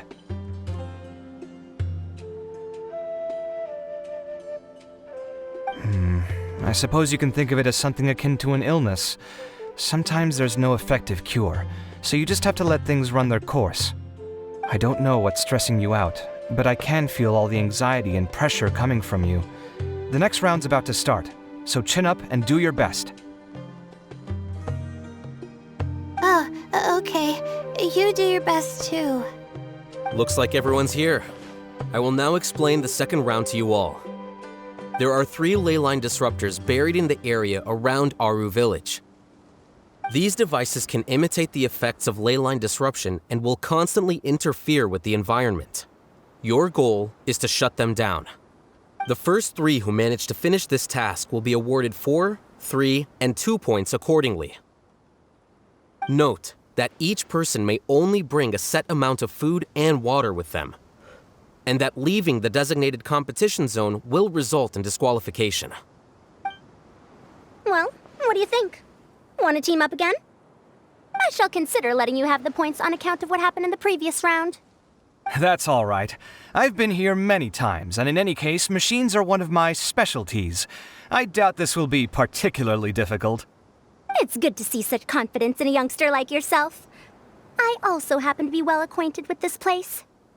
Let's see who will find these devices first. But aside from us, you should remember that there's a favorite for Champion. We must be careful of him. A favorite to win? Who is it? Shh! Not so loud. I mean that boy, Tainari. He took first place in the previous round, and if he does so again this time, we may as well declare this competition over. I heard that you solved the Avidya Forest's leyline effluence problem with him not long ago. Since this round involves resolving a machine-simulated leyline disruption, it should be a simple matter for him. That's true. It does look like his odds of winning are pretty high. He already has Kale, who is an excellent pupil. If he were to win this round as well, then wouldn't we just be letting him have all the fun? As his senior, it's my solemn duty to prevent such an inequitable arrangement from happening. I'm off. I'll get going as well. See you later. How are you feeling? I think I'm okay, but I'll take things slowly for now.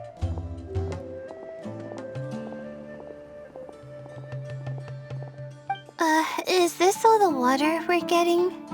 Sorry, that's what the rules say. While this round seems to be about how quickly you can shut down the devices, it's also testing your ability to survive in tough conditions. I knew it'd be harder than I had expected. So we'll either need to find the devices as quickly as possible, or we'll have to save our energy and wait for an opportunity. Okay, I'll head out shortly. Thanks a lot, Nilu. You're welcome. Please take care of yourself. Well, there goes everybody. So, who should we visit this time? Let Paimon think. Oh, right! Didn't Farozan say that Tainari's the favorite to win? Let's go look for him first.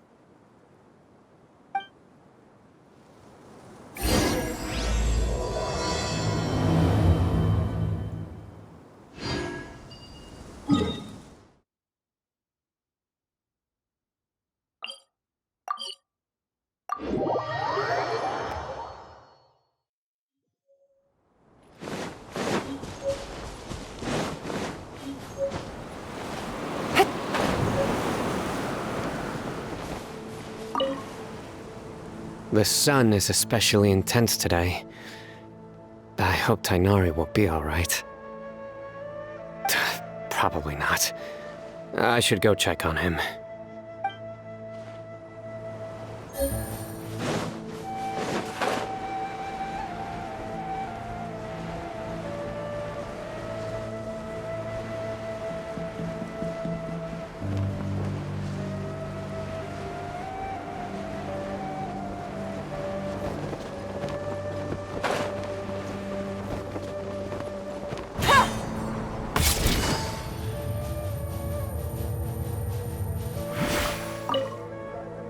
This seems more annoying than the last round. That's fine, though. I'll find some place to sit and watch them scurry.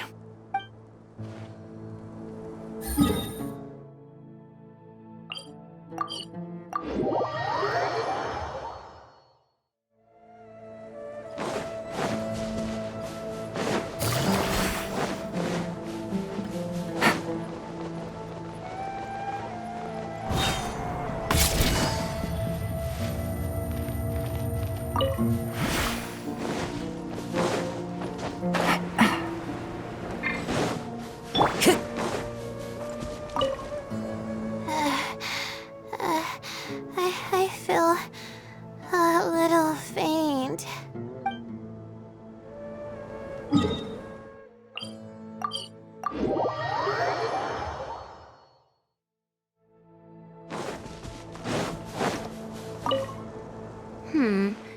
Let me see.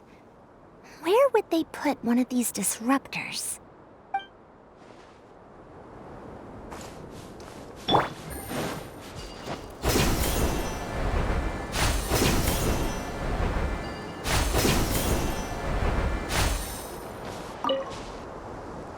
A desert fox? Why would there be desert foxes here? Oh, whoa! Stop biting my clothes! Hey!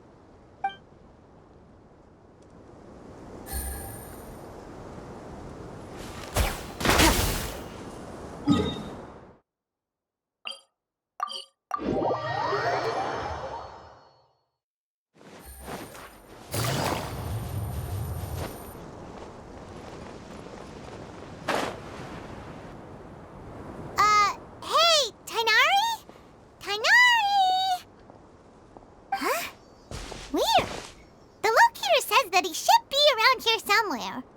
Tainari! Can you hear us?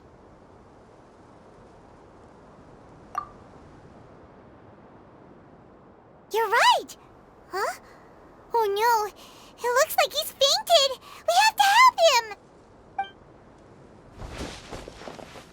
Tainari, are you okay?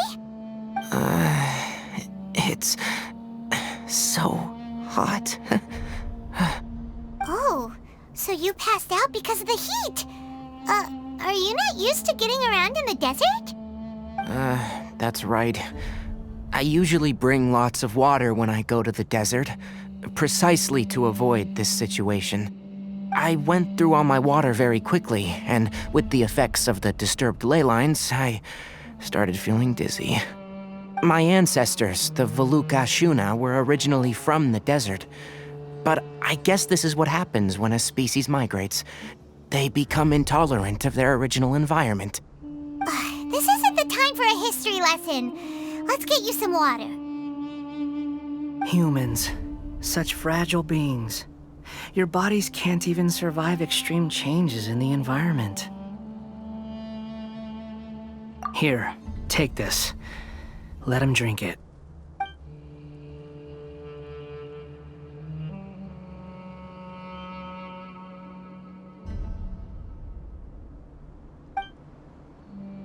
Are you serious? This had better be just normal water. Hey! You're leaving already? Paimon really doesn't get that guy. What's he up to? Anyway, let's focus on helping Tainari drink some water first. I'm feeling a little better now. Thanks, you two. Oh, it wasn't just the two of us. Just now. Found you at last. Sino, you're here too. I was concerned, so I came back to check on you. Will you be able to go on? The fur on my tail is so dry, it's practically been singed right off. I don't see any purpose in pushing myself beyond what is reasonable. It appears I'm not suited to this particular round. I should probably just return to Aru Village and rest. Really? So you're backing out? Yes. I do have my results in the first round to serve as a buffer, so even if I forfeit this round, I still have a chance to turn things around later. Withdrawing now will allow me to conserve my energy. Continuing to push onward would be counterproductive. A wise decision. Let's get you back to Aru Village. It's fine. I can make it back on my own. Oh, stop trying to be so polite. Come on, we'll help you back to Aru Village.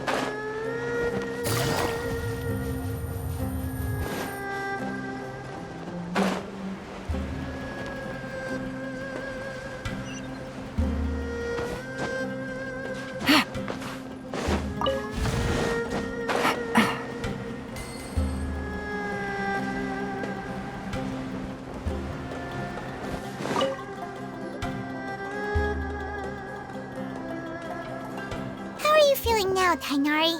Do you want to rest some more? There's some shade here, so we can stop for a while. All right, let's do that.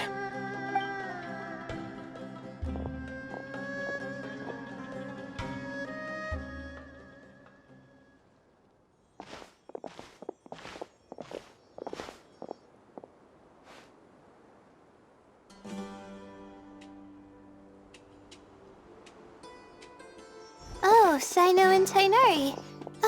And you've got the Traveler and Paimon with you. Oh, hey, Layla!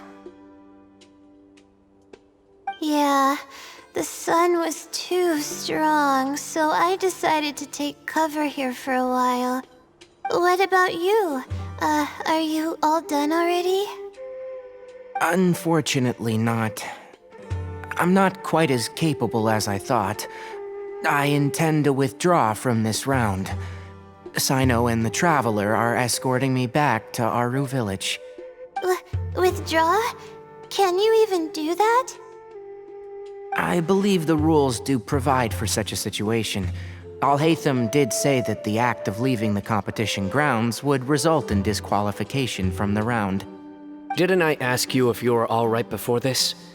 If you had just decided to withdraw then, you wouldn't have had to suffer. Well, I had to try, didn't I? So I tried, and it didn't work out, and now I'm backing out while I can. When I get back, I'm definitely going to make a batch of sun-resistant oil. Next time I venture into the desert, I'll be prepared. By the way, you're Layla, aren't you?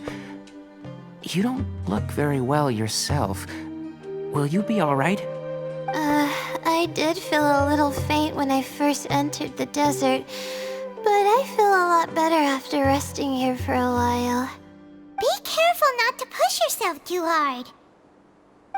Don't worry. I'm just... Feeling the pressure? You can tell? Your expression is similar to the ones I see on criminals' faces when I interrogate them.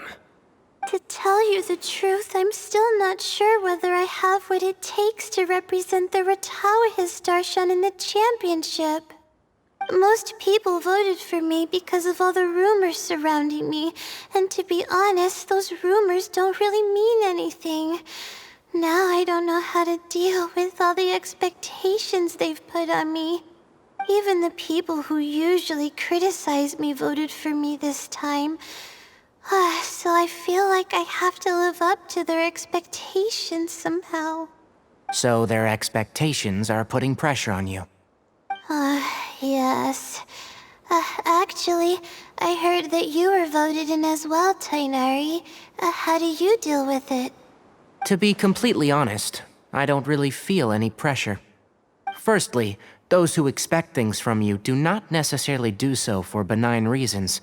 On the other hand, those who do consider your feelings certainly wouldn't want you to push yourself. Next, we are researchers. Our primary duty is to interact with knowledge, not to meet others' expectations. As for me, I took part in this competition to advertise for an academic lecture at Gandharvaville next month. I'll obviously try my best during the competition, but I won't let any additional pressure get to me. I think you can also try to find a clearly defined goal. That may help you. I understand. Thanks for your advice. I'm absolutely parched after talking so much. I've still got some water with me. No, I'll be all right. We aren't far from Aru Village, so I can go the rest of the way myself. You should get back to the competition. Don't you want to win that limited edition card? Yes. All right then. Your spirit will live on through me. Hey, don't talk like that. I'm not dead, Sino. Everyone, I'll be heading back now. See you after the round ends. I'll continue searching for the ley line disruptors. Are you feeling better now, Layla? Yeah, I feel like some of the weight has been taken off my shoulders after chatting with Tainari. It's been a long time since I first left my hometown to come to the academia, and every day here has been so precious. But of course, there have been some rough times. All sorts of complex astrological models, countless quizzes, and essays that took all my brain power to barely finish. Each of those things are like huge boulders barreling at me, forcing me to continue running forward. When I was chosen as my Darshan's representative, it felt like another boulder was added to the ones already rolling behind me. Every time I close my eyes, I think of all the people I'd disappoint if I mess up. Yeah, I think that's what Tainari was trying to tell me. You're our good friends, which is why you didn't stop him from dropping out of this round, and why you don't feel disappointed in me. That's right! No need to feel so down! That said, he did also say that he hopes I could have more concrete goals for taking part in this competition. I don't have any now, but I'll give that some thought. Anyway, I won't take up any more of your time. You still have to record the other contestants' progress, don't you? Perhaps they've had some breakthroughs while we've been chatting. True. We should go look for the others. Now, who's left? Tainari's dropped out for the round, and we just saw Sino. You could go see how Madame Farozan's doing. I've heard that she's quite knowledgeable about the desert, so she's probably made some progress by now. Okay, let's go look for Farozan!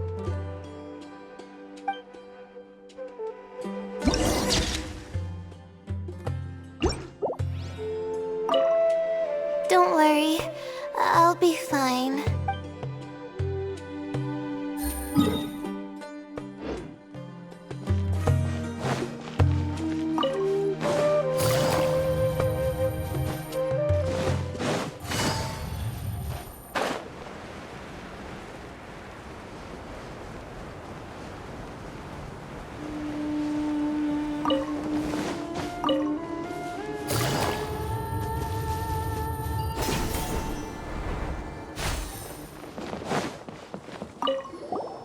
Looks like someone's taking it easy.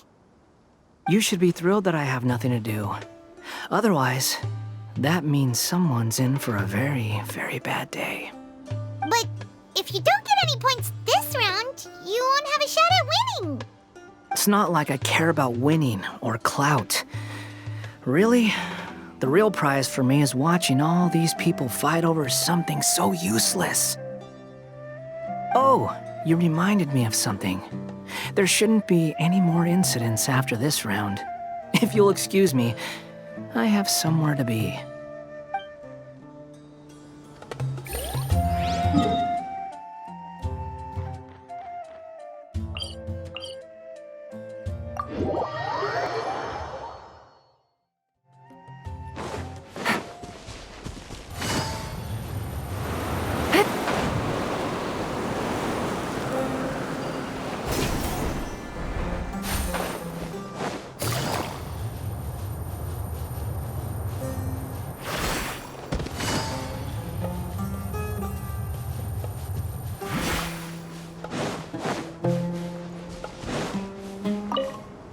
I will never give up. How did the rest go? Oh, right. I will never give up. My will is my greatest weapon.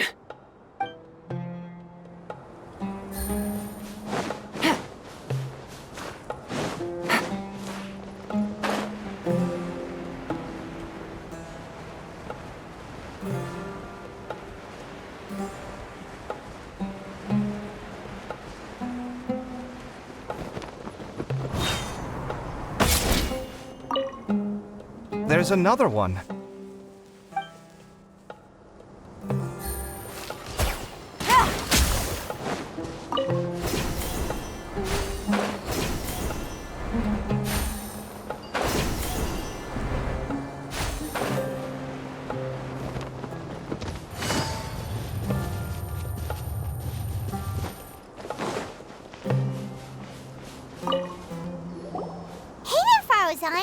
Have you made any progress? Ah, you're just in time. I'm about to start digging right here. Oh, you found the ley line disruptor already? Such a simple problem could never confound me. Not long after entering the desert, I discovered a primal construct that was acting abnormally, so I followed it all the way here. Once I got near here, it suddenly disappeared. Something unusual must be happening around this area. You're a true expert, Madame Faruzan. You knew what to do right away. Well, I do happen to have more experience than most. But that aside, has anyone completed this challenge yet? Nope, not yet. Well then, I suppose I'll be the first. What about that boy Tainari? Oh? And why's that? He's not used to being out and about in the desert. Huh. I didn't think he would have such a weakness. I suppose he could use a bit more training. What about the others? Is that Ratawahist girl still a bundle of nerves? Tainari gave Layla some advice, and she seems to be doing a lot better now. Sino just started his search for the disruptors, and as for Hat Guy, well, who knows what he's thinking. And what about Kaveh?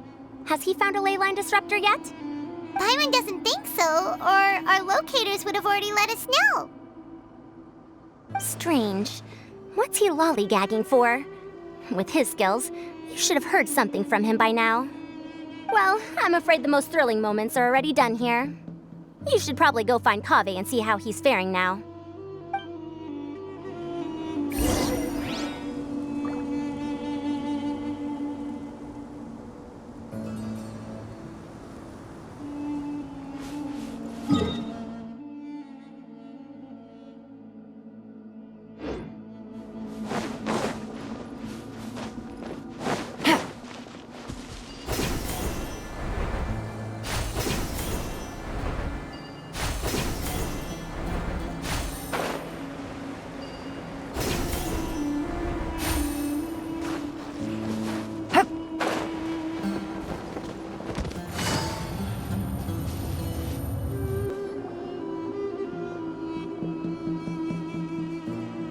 Come on, stop following me! I already gave you all the food I had on me.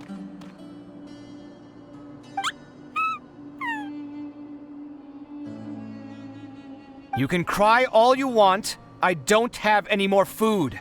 All I have left is a half bottle of water, and I can't possibly give you that. Without water, traveling in the desert will be incredibly difficult, and I still need to find what I'm looking for. Marak, can you help me out here? Keep them away.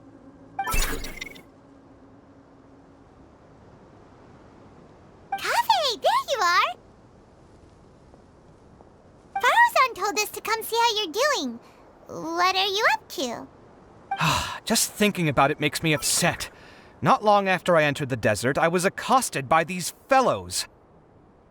I don't know why, but they didn't leave the competition grounds, and now the ley line disruptions have left them confused and circling around the area. The moment they saw me, they wouldn't leave me alone. They even cheated me out of my limited food supply.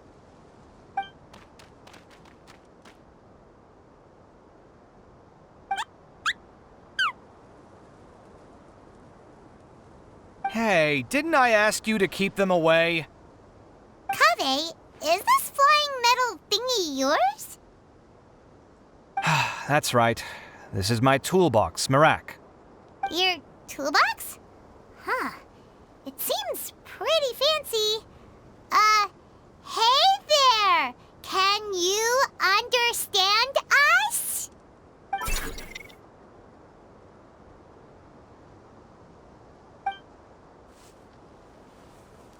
Sometimes I need to carry things when I go out, so it's handy to have a portable toolbox. Well, this definitely doesn't look like an ordinary toolbox, that's for sure. It's a long story. When I was working in the desert, I ran into a merchant group who had a machine core they excavated from some tomb. It was clearly from King Deshret's civilization. His technology still isn't fully understood, and Kasharawar has many different opinions on this topic. Our current theories cannot explain such mysteries. Upon seeing such a rare, complete specimen before me, I forked over all the mora on my person to purchase it. Some time back, I wanted to make an automated case that could store my offloaded items. With that core, I created Merak. It can't understand commands that are too complex, but it can serve as my assistant and help me with things like mapping and surveying. Most importantly, it can't talk, so it can't give me any attitude.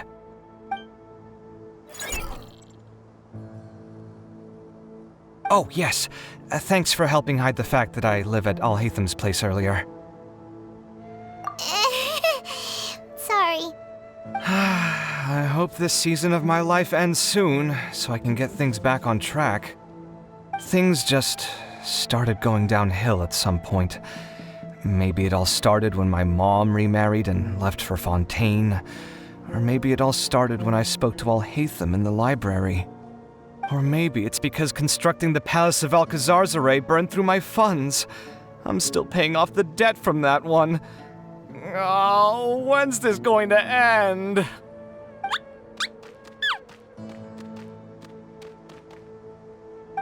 Now that I think about it, I guess we're all unlucky here. It's not like any of you asked to be trapped in a ley line disruption. Okay, let me get you all out. Kaveh, aren't you going to look for the ley line disruptors? Yes, but I can't just leave them here, can I? Oh, forget it. The more I think about this, the more I feel a headache coming on. I'll get back to searching once I get them out of here. Time's a-wasting. I'm off. Kaveh looks like he's conflicted. He really wants to win, but he can't ignore those he wants to help. Paimon's always felt like he's the type who easily gets himself into tough spots. Paimon doesn't mean this in an insulting way, but he seems like the kind of guy who'd be really easy to take advantage of. Whoa! Someone's done already! Paimon also wants to know. Let's go back and ask Alhatham.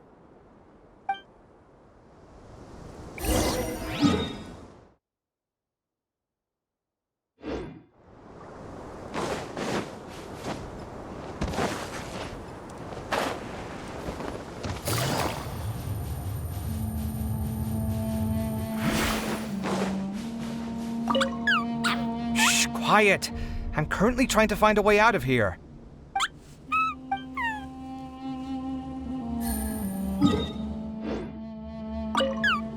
Shh, quiet!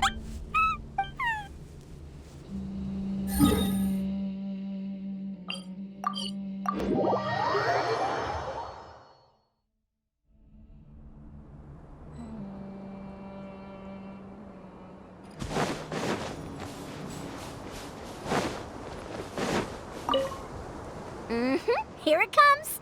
I think I'm about to strike gold.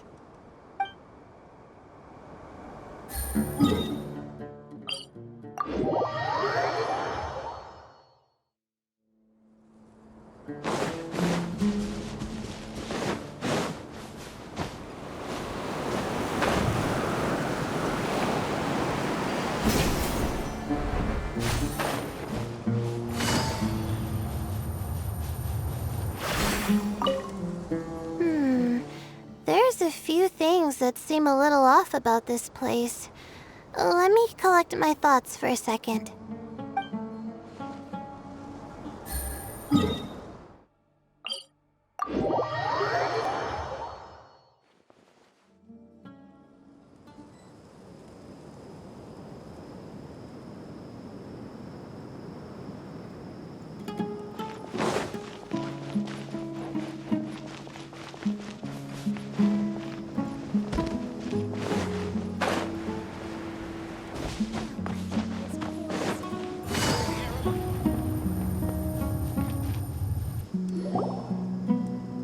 Verification complete! Congratulations on being this round's first winner, Sino. Ooh, so Sino was the quickest! I am from Spontamod, after all. We know a lot about ley lines, so finding a disruptor was never going to be particularly difficult for me. Since the Traveler and Paimon also happen to be here, do you have anything you want to say? Anything I want to say? My friend couldn't continue on, so failure was never an option. The bonds of yesterday will forge the road to tomorrow. With the ties of friendship that bind us, I won't lose to anyone. That's a line from King of Invocations, one of my favorite works, and it sums up my thoughts right now. It might be a good thing that Tainari isn't here, or else he'd give Sino a good smack right about now. Oh wow, it's already so late. Everyone's probably running low on food and water. It'll only get harder from here on out. Something similar happened in King of Invocations.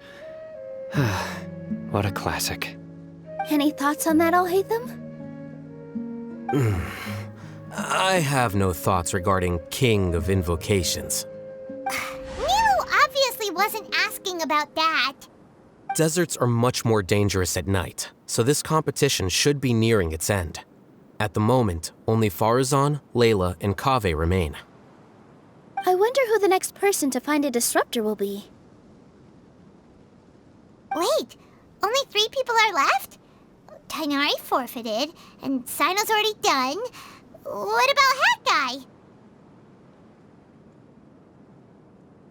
He also forfeited not long ago. Ugh, Paimon can't understand what he's thinking at all. But, like Alhaitham said, this round's almost over. Let's go see what the other contestants are doing.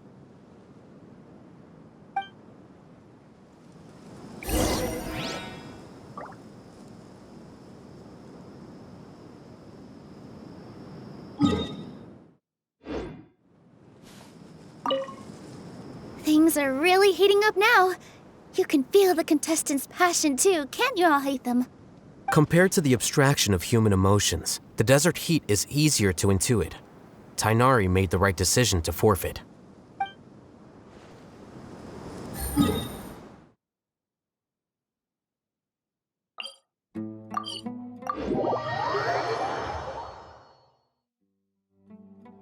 Take it easy. How weird. The locator says that Madame Farazan's nearby, but where?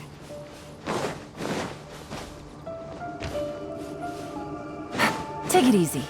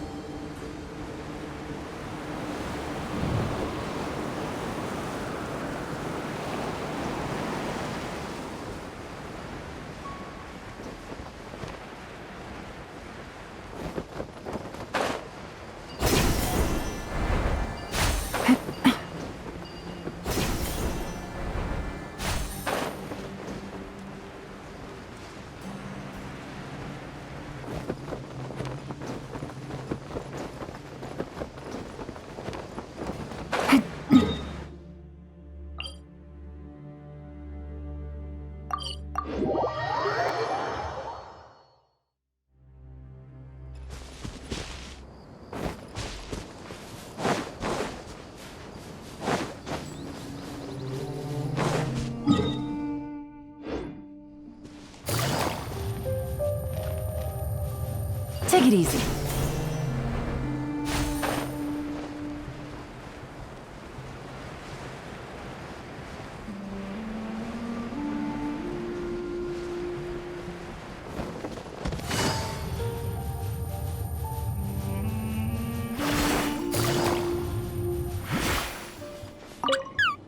Shh, quiet!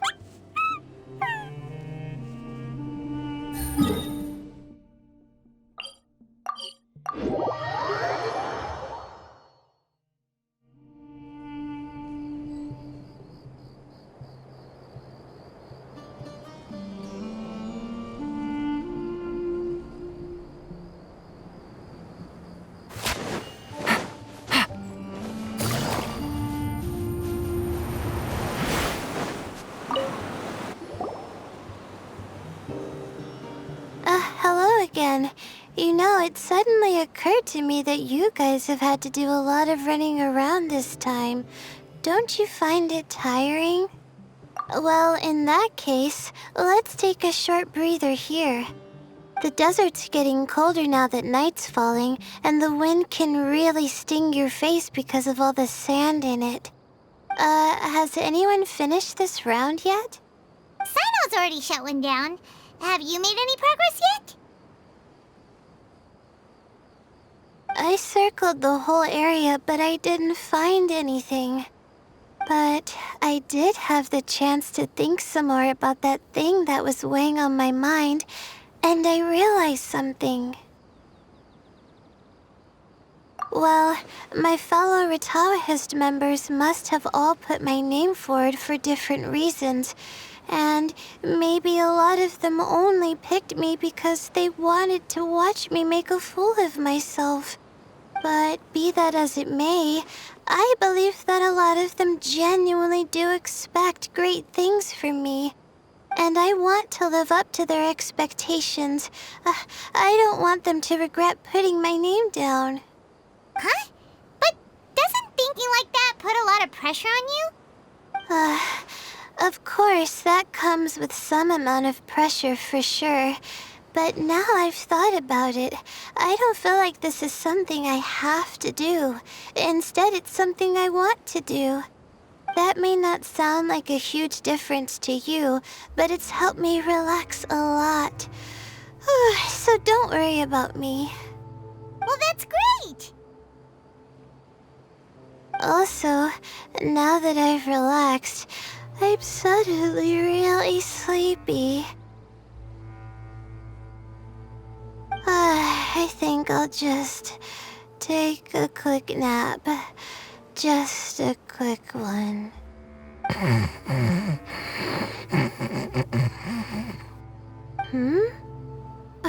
But the competition isn't over yet. Oh, Layla. She's really a bundle of nerves, isn't she? Wait, you're... Good to see you too. Ooh, it's nice to be out. Feels like I've been cooped up inside for quite a while. Well, since I'm here, I guess I should help her finish this. What are we supposed to be doing here again? Finding a ley line disruptor, was it? Let me see. Looks like she's basically gathered all the information she needs. It won't take long to wrap this up. Come with me, you two.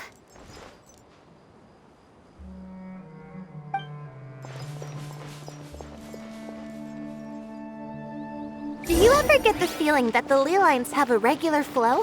Similar to the way that celestial bodies follow fixed orbits. If we were looking down from on high, I wonder whether we'd find that the ley lines are just the reflections of the stars upon the Earth. Not all astrological phenomena can be directly observed. Some are deductions based on other details that we know. It's the same situation with the ley lines. The parts of them that are hidden underground can be identified via elemental energy, sound, and other phenomena.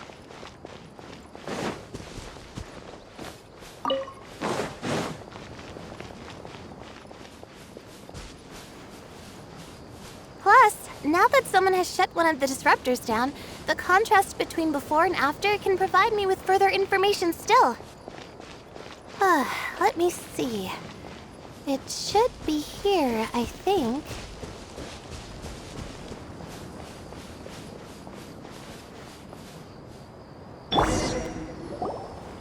This should be it, right? I'll turn it off. That should restore the ley lines in the area to normal. Nice work! Again, I didn't do any of the real work. I'm just wrapping up. She'll probably wake up soon. No doubt she'll be a little disoriented at first, but once she's got her bearings, she'll go and report that she shut down this disruptor. Will you be staying here for a while? Or are you going to check on the other contestants? Oh, time to check our locator. Whoa, it looks like Kaveh and Faruzan are headed towards the same place. Perhaps they're about to find the last disruptor. Also, speaking of Kaveh, he's an interesting one. Huh? Why do you say that? Before the second round, he had a chat with the other me. He said that worries can be like illnesses. They don't always have a magic cure. sometimes you just have to endure them as best you can until they run their course. But the way I see it, his situation is much worse than my other self's. She just hadn't found what she wanted to do at the moment, which is why she felt lost. Kaveh, meanwhile, knows what he wants to do. He's convinced that he has to win, and yet he still seems conflicted. He doesn't have a second personality, but somehow he still seems that he's at odds with himself in some way. I don't know exactly how to describe it. It's like he's smiling on the outside, but there's no joy inside, only sorrow. Still, who knows? He must be more experienced than me. Maybe he's just better at dealing with it all than I am. But back to the topic of wrapping up. Shouldn't you be getting back to the action to record how everything plays out? Last one, then the round's over. Oh, true. Okay then, guess we'll be going now. We'll keep everything you said in mind. Kaveh and Faruzan were super confident at the start, but it turns out they're the last ones to find a disruptor. But between the two of them, who's going to get there first? Let's head over quick.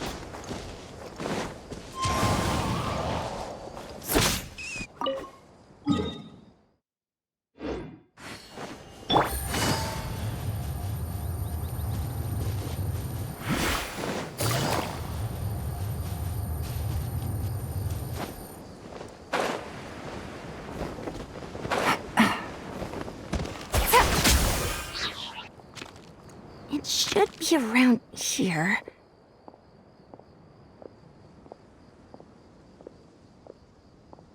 Finally found it. Kaveh? Are you? Oh, Madame Faruzan. And here I thought you would have finished this round by now. Faruzan! Kaveh!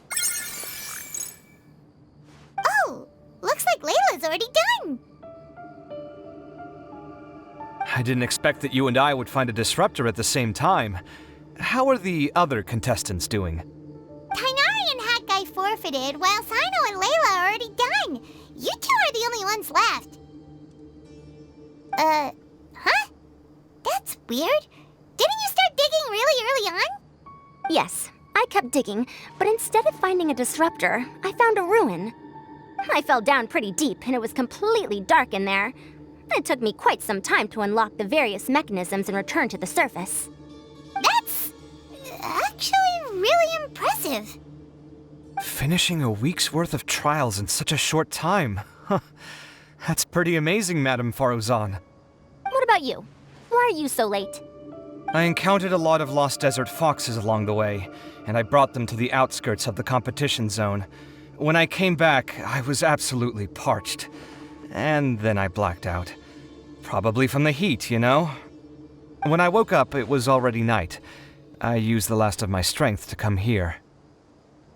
A most curious reason indeed.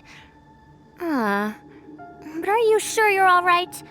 It sounds like you were in an incredibly dangerous situation. You said you were familiar with the desert, but the way you handle problems... It does feel rather at odds with your title as a genius.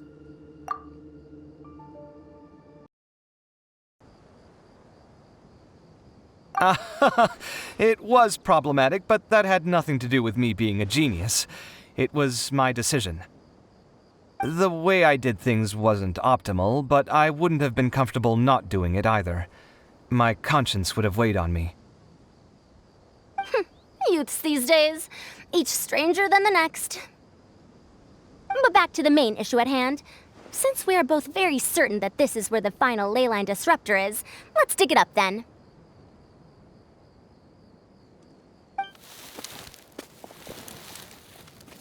Well, this is indeed it. Of that there is no doubt. But how shall we count the score this time? What is it, youngster? You seem relieved. Oh, nothing. I was just thinking that this round's finally over. There shouldn't be any more innocent creatures getting wrapped up in danger. As for the points, I guess we can draw lots again later. I can't think of anything better. All right, in that case, let's all head back to Aru Village. Paimon thinks you'll both need some water and rest.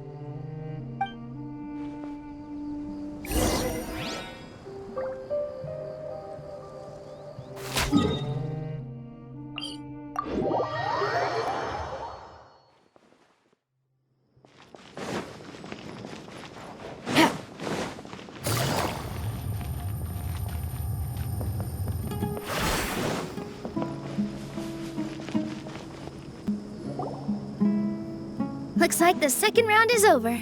I wonder who is faster, Kaveh or Madame Farazan? Huh? Where's Madame Farazan? She went to get water. She'll be back shortly.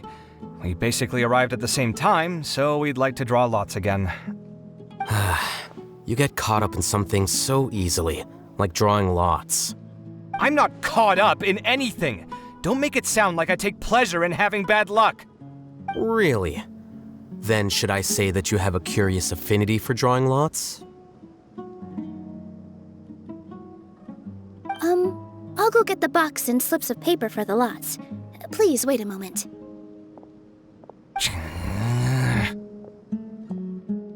Oh, here we go again. Let's see how I fare.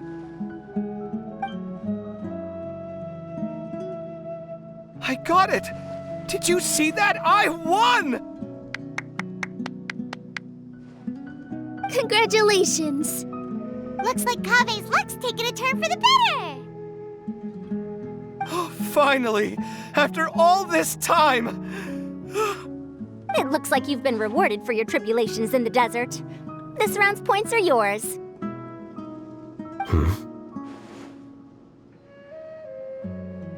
And with that, our second round is done. Sino, Layla, and Kaveh are our victorious contestants. As for the current standings, let me see. Sino and Layla both have 4 points, putting them both in first place. The rest in descending order are Tainari, Farazan, Kaveh, and Hakai. The next round will be the final one. Please rest up before then, everyone.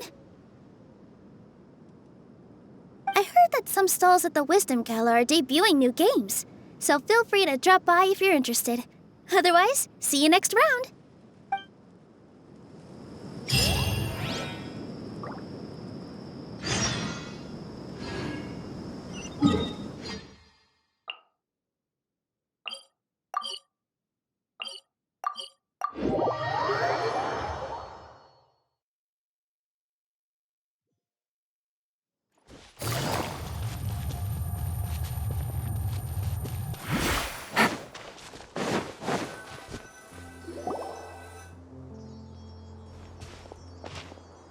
It feels like something's been on your mind this entire time.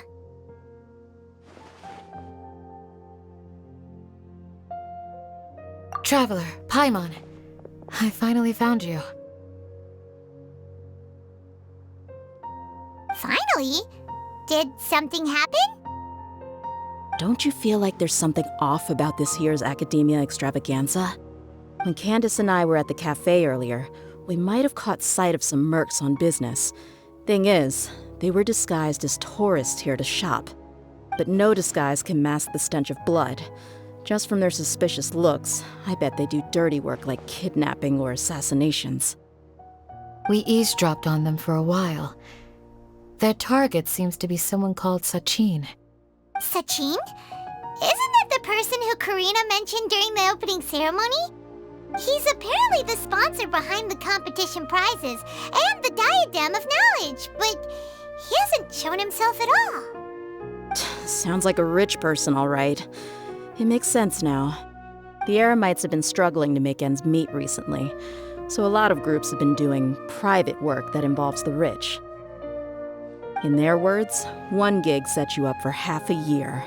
Just one job like this nets them enough mora to take it easy for a while.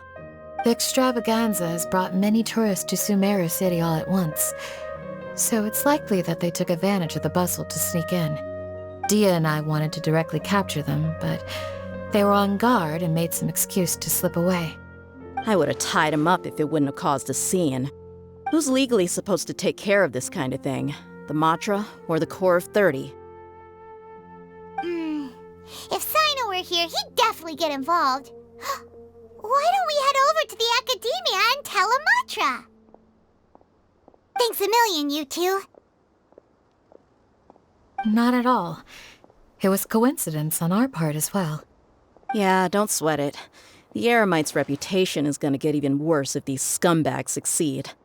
But this is Sumeru City. Candace and I don't have as much freedom to act here, so we're leaving this in your hands. Should you require our aid, come find us at the cafe.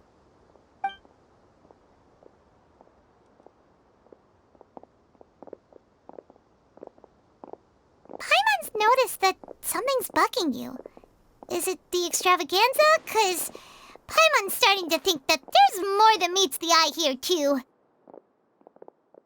But thinking like this isn't doing anything. Let's just go find a mantra.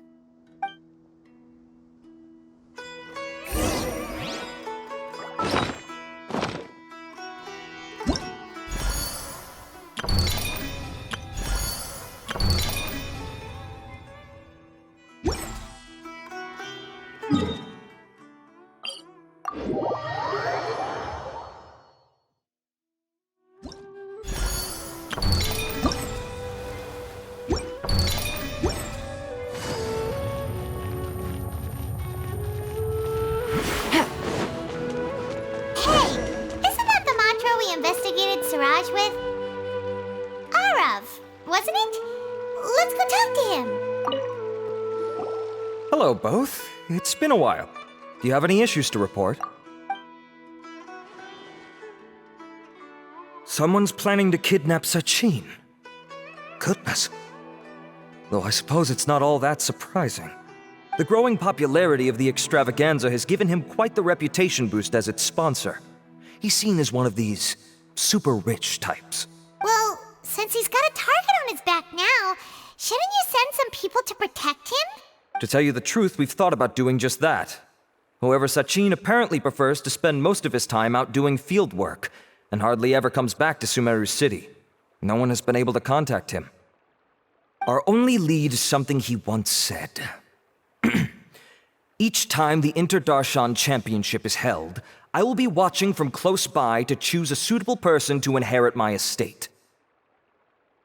Assuming he remains committed to that promise, then he must be right here in the city somewhere. I suspect that the Eremites in question must have heard about that as well, and decided to come here and try their luck. So they shouldn't know where Sachin is either, right? I would assume not. Anyway, Mahamatra Saino is still on vacation, so I'll handle this. Don't you worry. A couple of kidnappers aren't gonna get very far in Sumeru City these days. I have my ways of forcing them out into the open. All of that said, if you're interested in Sachin's story, why don't you try tracking him down as well?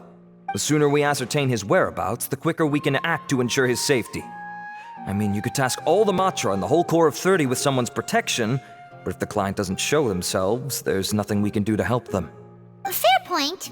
Guess we should start searching for him too, but where should we start? None, I'm afraid. He's never committed any crimes or broken academic protocol, so we don't have a very detailed file on him.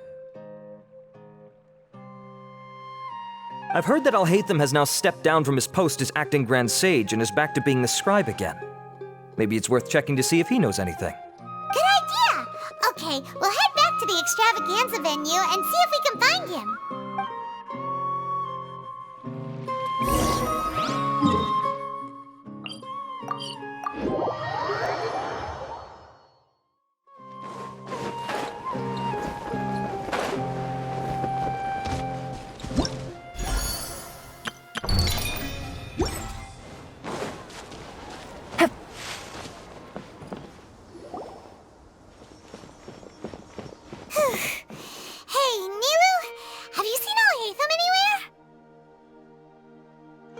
Alhaitham?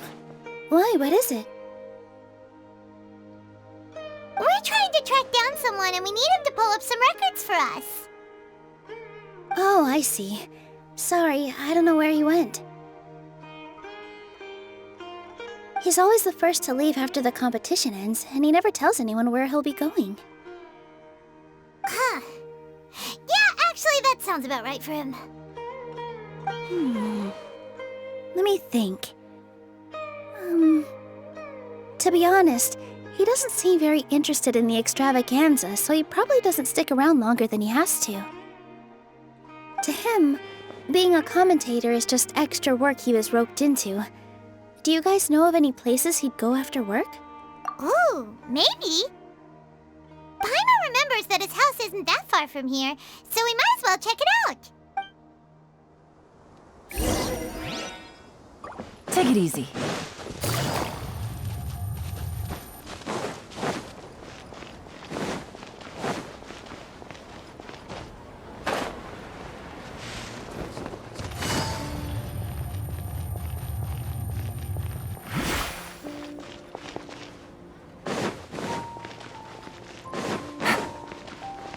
Take it easy.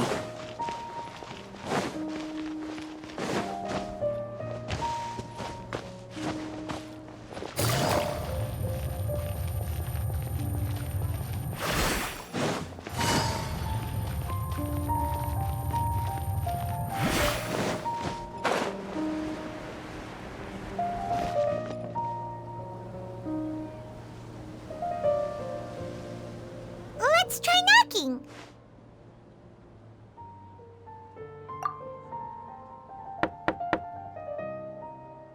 No answer? Maybe no one's home. Hello?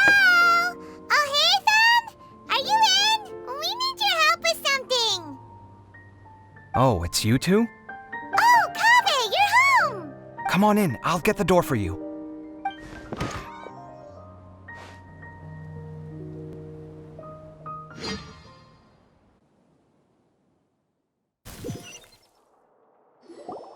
We didn't hear a peep when we first knocked. We thought no one was home. Well, I can't be too careful. If someone from the academia came here looking for Alhaitham, and I opened the door for them without thinking, before long the whole city would know that I'm living here. You're pretty conscientious about this, huh? So, what happens if someone comes inside looking for him while you're at home? It's fine, as long as I stay in my own room. Anyway, why would someone just barge in here looking for him? Most people have better things to do. Fair enough. So do you know where he is at the moment? What do you think? Who knows what he does in his free time? All that matters to me is that he's out of the house. I wouldn't call it that. He's just incapable of saying anything pleasant at all.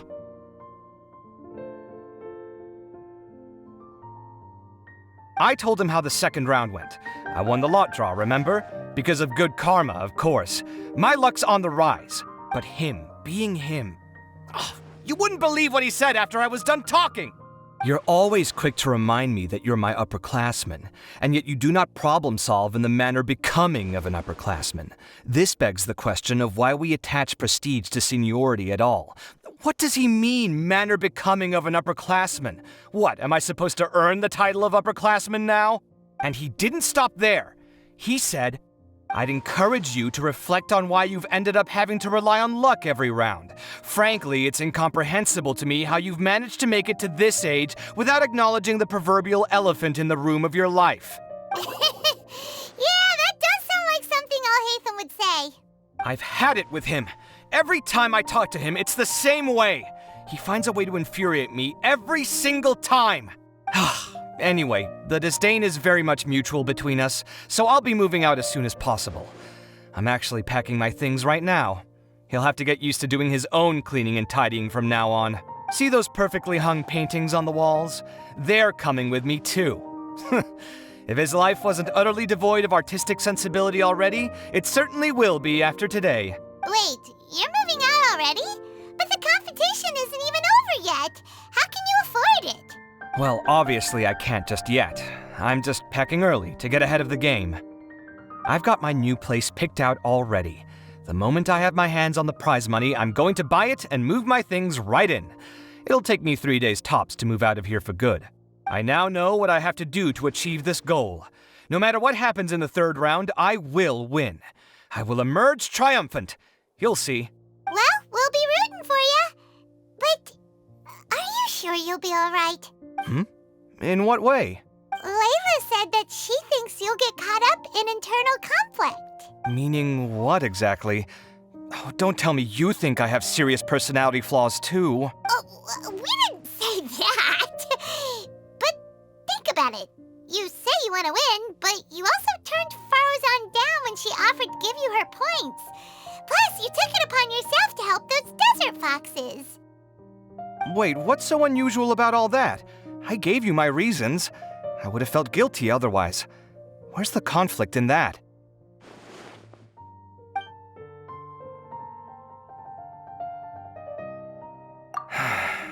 Well, when you put it like that, yes, why indeed? It's a good question. I guess it's just in my nature. Plus, if I just did nothing, then there'd be no escaping the blame if something bad came of it later down the line. But thinking like that all the time must make your life so exhausting. Not to mention that by helping out, you put yourself at risk.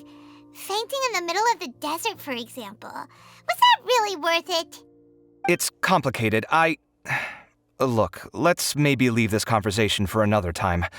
What was it you needed Alhaitham's help with, anyway? Sachin. Huh. He did actually mention a Sachin recently. I remember he brought a few documents home that day. He was thinking out loud as he looked through them, making some notes and doodling as he went. He even suggested that I should take a look, but I didn't. Give me a moment. Let me go find them.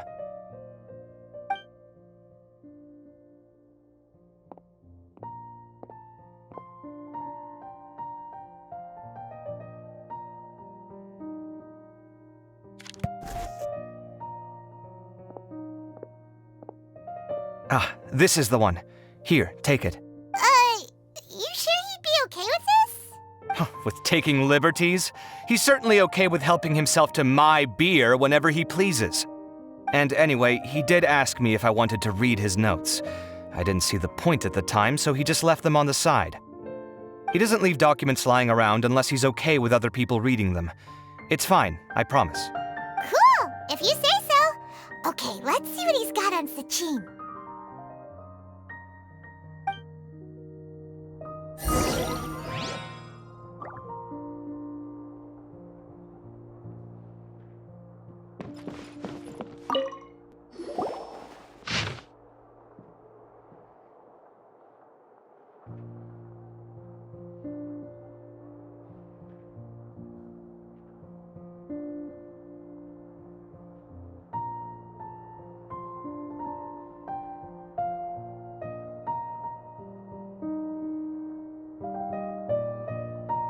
That was a lot of information. Paimon's getting a headache. So, to sum up, Sachin put the academia in charge of managing his estate and went off to do research, right? He even said that if he really liked one of the contestants, he wouldn't just give them a reward, but his entire estate as well. Oh, that must be worth heaps and heaps of Mora. What? Are you serious? All of Sachin's wealth, that's more than I could spend in a lifetime, surely. Heck, if I got chosen, I'd be able to pay off all my debts, then buy a new place, and still have cash to burn. I could build another Palace of Alcazar's array, except this time, I'd make it 10 times bigger. Oh, then there's that new project in Port Ormos, of course. The bridge renovation. To do it properly would take upwards of... Hey, snap out of it! You're getting way ahead of yourself there, mister! You're right. First, I need to focus on winning and moving out of this place. Huh? Wait a moment. There's a loose slip of paper tucked in between these pages. Did Alhaitham write this? It looks like he was jotting ideas down as he was thinking things over. Let's see. Two phrases have been circled. Sachin, dead or alive, unknown. And diadem of knowledge. Some of this stuff is just plain incomprehensible. Is this written in some other language? Let me see. Huh. I recognize this script. Give me a second. Lofty ideals may provide no defense at all against nihilism, but perhaps little decisions can. That's a rough translation anyway. I can't guarantee it's 100% accurate. There's another smaller line of text underneath. Why would he bring that up? Wow! It's so cool that you can actually read this script!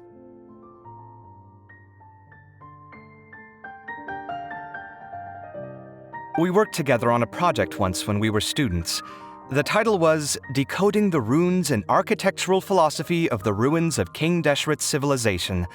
I had to familiarize myself a little with this script at the time.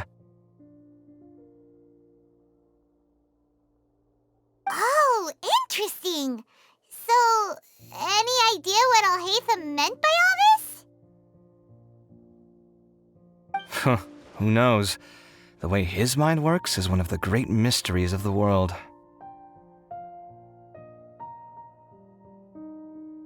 Fair enough. Well, guess we've learned all we can here. Yeah, he better catch those crooks. But until then, let's just head out for a stroll.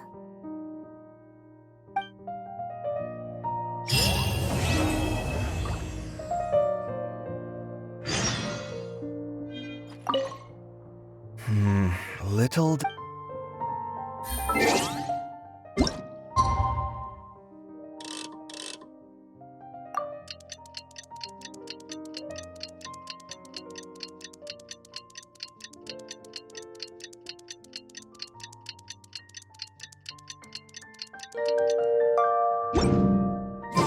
Paimon just heard that the Matra have arrested some Eremites who snuck into the city. Maybe they were the ones plotting to kidnap Sachin. Let's go to the Academia and check with Arav.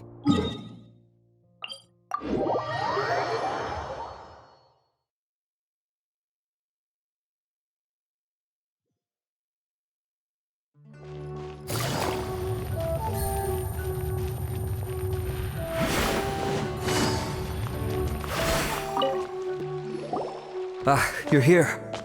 Sorry, I was just about to send someone to inform you. I only just finished interrogating the suspects. What did you find out? Well, lots of unexpected details, let's put it that way. The mercs themselves were surprisingly easy to catch. We just had someone dress up as Sachin and they took the bait. But then it starts to get messy. During the interrogation, we learned that they were hired by Sachin's own child. What? Why would someone want to kidnap their own father? What's up with that? It's anybody's guess at this point. In any event, apparently the guys we caught are just the tip of the iceberg. Most of them are still snooping around outside the city. We're diverting manpower as we speak to try and round them all up. Would you like to come along? Sure! Let's go get to the bottom of all this!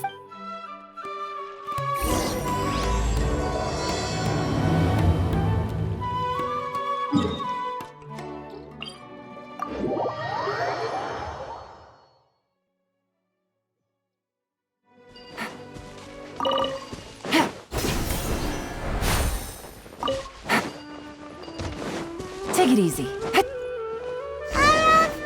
you sure this is the right place? Something feels off. I'm positive. But I don't understand why they're all unconscious on the ground.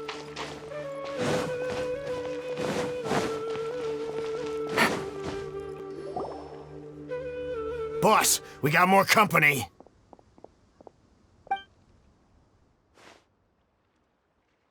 Look, we were just doing what we were paid to do. You're punishing the wrong people here. You want the real culprit? It's this guy. He hired us to kidnap Sachin. What happened? Who beat you all up? Wait, you mean you aren't with them? With who? Who did this? First there was this flying brat. Didn't bother asking any questions, just started throwing punches.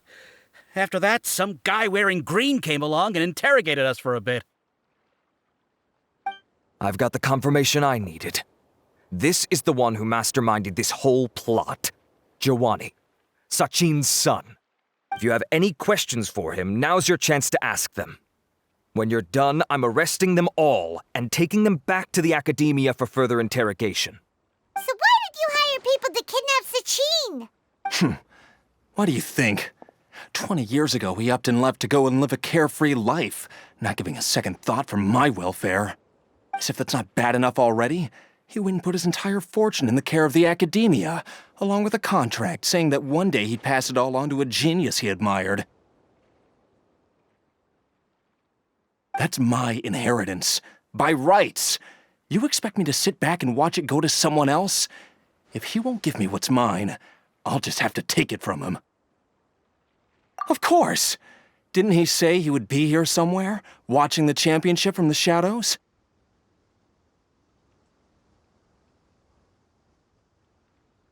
So, I figured I'd get some people to nab him. Then I make him change the contract.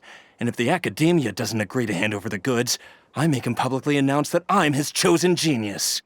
No, the old fart knows how to stay hidden. I'll give him that. He's probably cooped up somewhere watching all this go on and laughing to himself. I already thought he'd gone mad 20 years ago. And who knows what a madman's truly capable of. Diadem of Knowledge? You mean that thing he donated to the academia? Well, I can tell you that it's very expensive. He sold a lot of assets to purchase it back in the day. Weird things started happening after he brought it home, too. For example, sometimes we'd hear a high-pitched voice coming from the storage room. Also, before donating it to the academia, he once shut himself in that same storeroom and researched it non-stop for days. Something was already seriously wrong with him by that point. Nothing he did shocked me. What do you mean, something wrong with him? I only have a vague memory of it, since I was very young at the time. But I have the impression that he went out into the desert for research and didn't return for many years. When he finally did return, he was a changed person. He would mumble incomprehensibly and write essays day and night. I asked if I could see what he'd written, but he chased me out of the room. Later, he went out somewhere and took his written essays with him. When he got back, he signed his contract with the academia. Part of me wonders whether he'd already stopped being my father by that point. Perhaps the man we called Sachin was a demon from the desert who was wearing his skin. Okay, you can stop now. You're creeping Paimon out. You can believe me or not. Doesn't matter to me. I told you all I know. But if you do see Sachin, tell him this for me. Whatever it is that he's researching out there, he'll always be garbage in my eyes. You finished? In that case, come with us. Well, we finally caught the guy behind all this. Thanks for providing us with the critical information. Do you still have any lingering concerns? Yeah! Al-Haytham's notes do mention that item. Scribe Al-Haytham looked into this matter. Understood. Well, if you believe there to be an issue with the diadem, I'd suggest contacting the organizers and getting them to pause the competitions while we investigate. That makes sense. Okay then, let's get back to the venue. We need to tell Karina what's going on.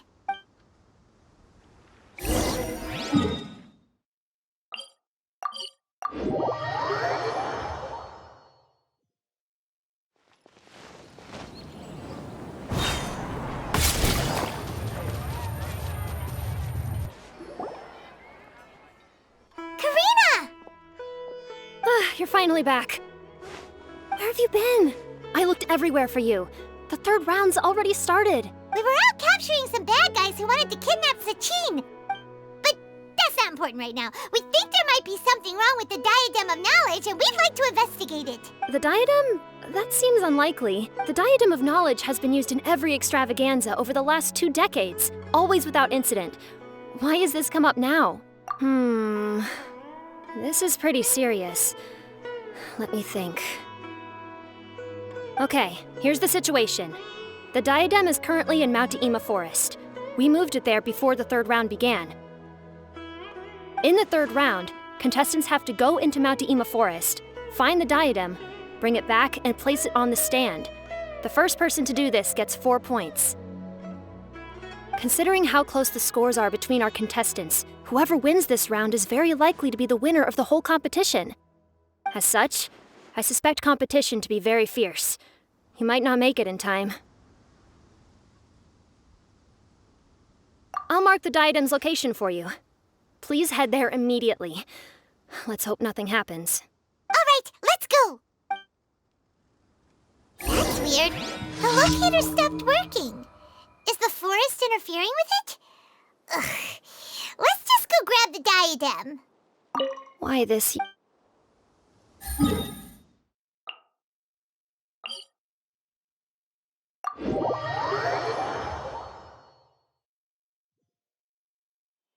Take it easy.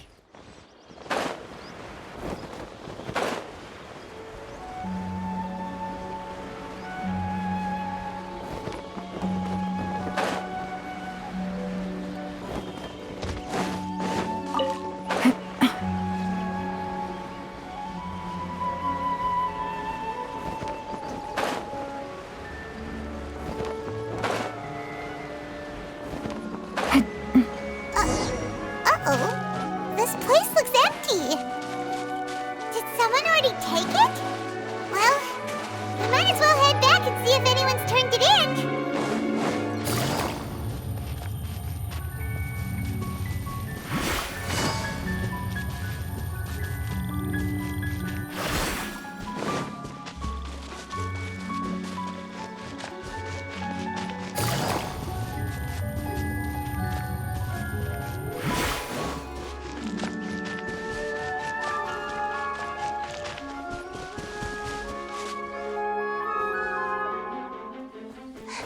Oh, looks like Layla has seized the diadem. But getting to the goal won't be easy.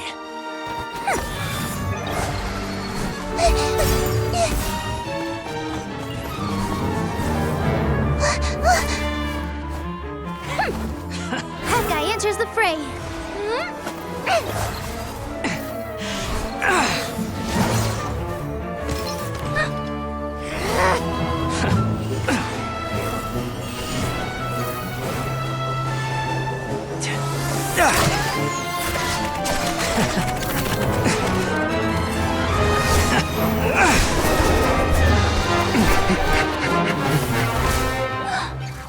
Arizon's device has gone haywire.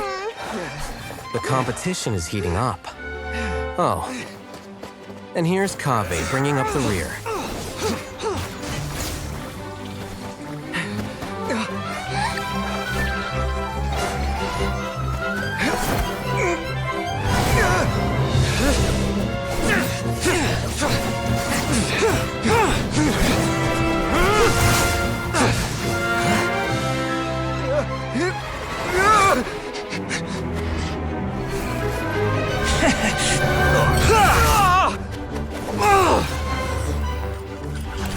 It's Kaveh's toolbox! Throwing the diadem to its owner!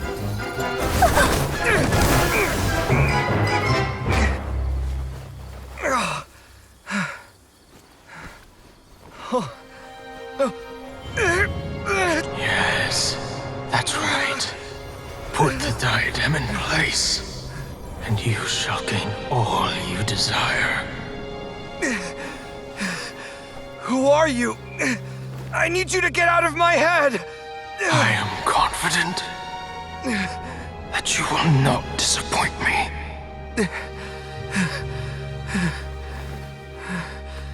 What just happened to me?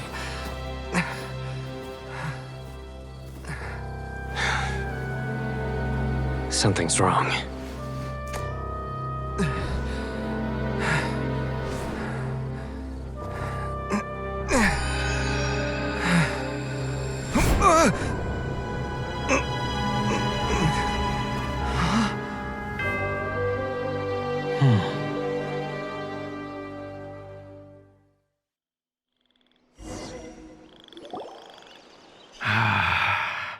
At long last, someone to inherit my estate, and with it, my research.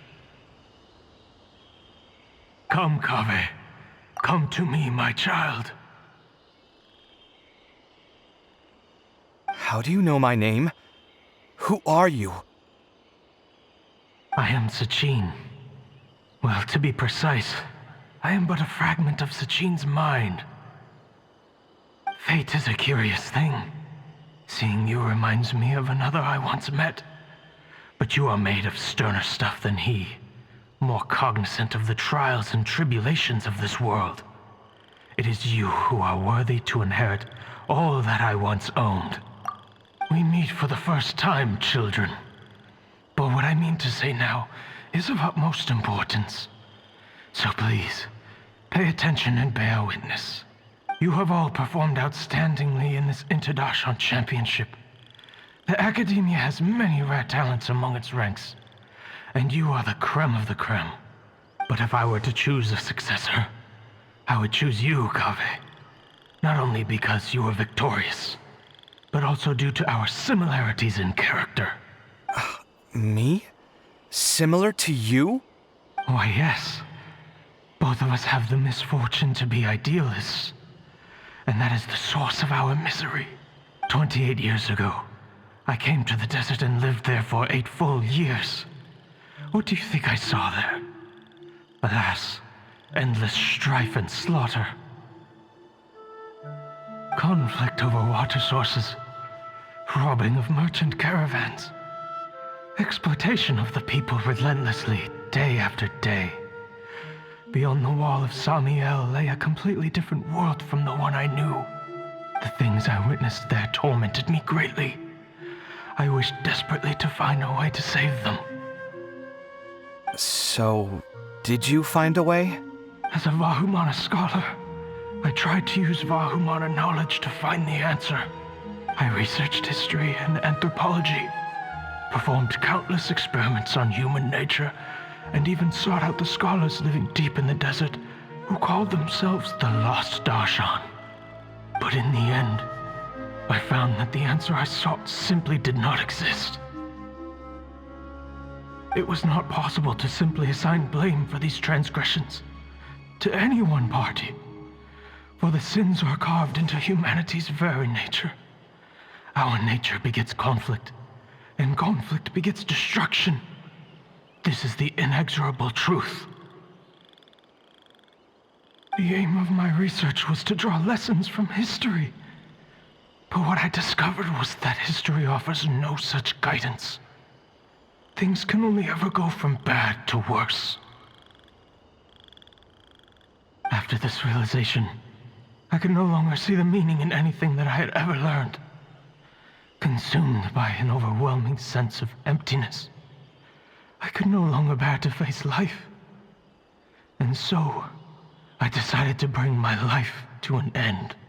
But before I went through with it, a strange twist of fate led me to come into the possession of this diadem, which has the ability to preserve part of one's consciousness.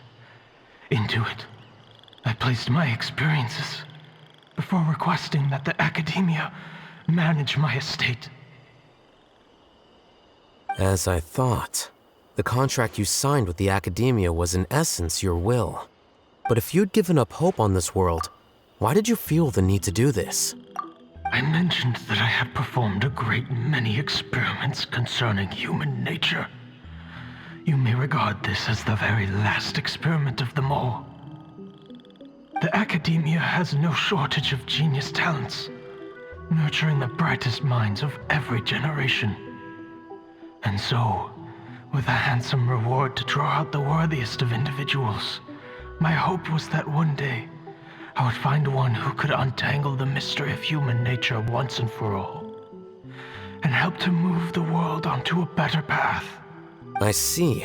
So you desired a successor who was not only a genius, but who also understood the suffering of ordinary people. Such a person would have a clearer understanding of humanity, society, and the world. Huh? But did you ever consider that wealth numbs the human heart to the pain in the world? Even an idealist may be incapable of following through on your wishes after inheriting your wealth.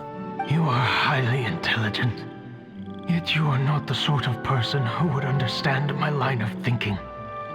To me, this is also part of the experiment, part of my investigation into human nature. Whether my successor suffers as a consequence of my research, or succumbs to an indulgence in pleasure-seeking, my research will have progressed.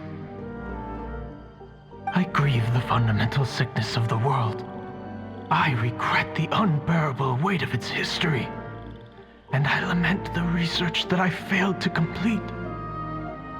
And this, Kaveh, my dear child, is why you will be of great utility to me. You're absolutely certain that you want to give me everything you owned? For me to do with as I please?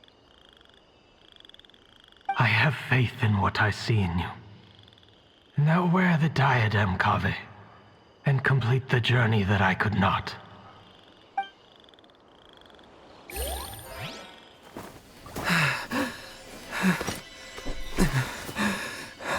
Will the verdict I reached cause you suffering? Or will this newfound wealth numb your heart? I look forward to your answer. All of my research materials are being stored at I've heard enough! My life's enough of a mess already. The last thing I need is more suffering. Keep your Mora. I don't need it. Didn't you say that you saw a lot of people in pain?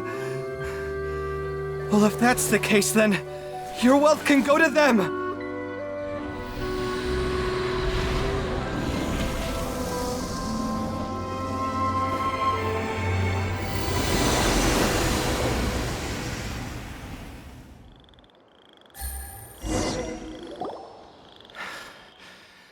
I guess that'll be the end of that.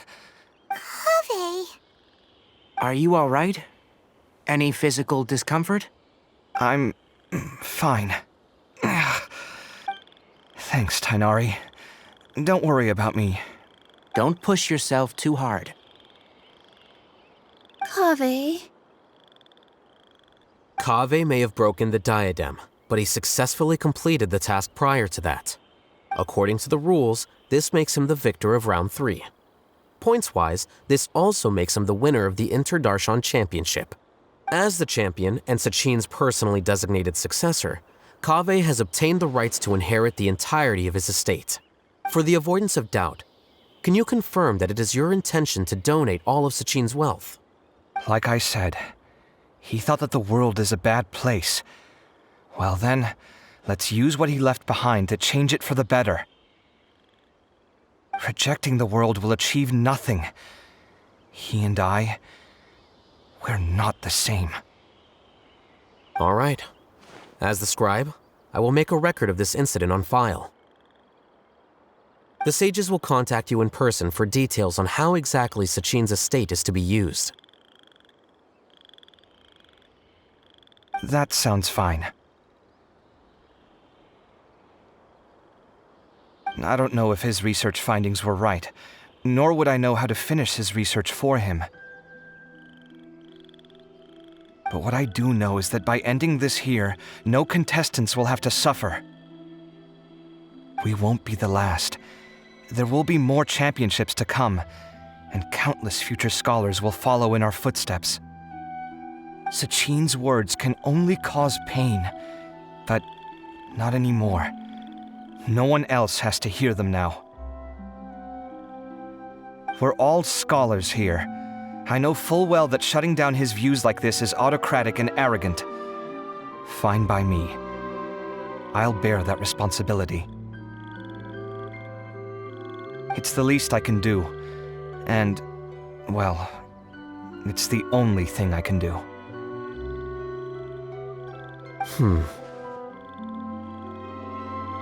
Well said. What you've expressed is a sense of justice and idealism that many aspire to, but few dare follow through with. I say this despite the fact that, in my view, it's quite ridiculous. You have long been aware of what your flaws are, but your pride alone prevents you from admitting it. Nevertheless, your perspective is well suited to appearing in a victory speech. Contestant Kaveh, on behalf of the organizing committee, it is my honor to congratulate you on your victory. What? Please. I don't need your insincere praise. Anyway, this isn't the time or place for debates. Keep your commentary focused on the competition, not my views.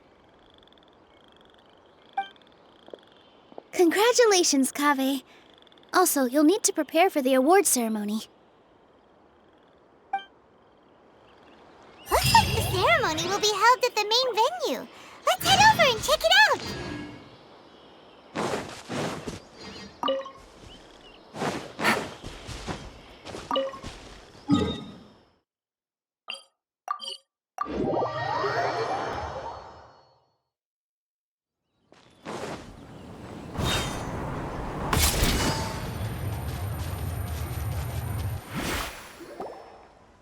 Thank you all for your excellent performance.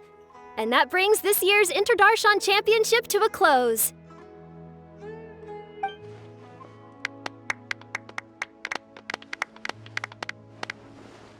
Finally, it gives me great pleasure to invite our champion, Kaveh, to the stage to receive his award.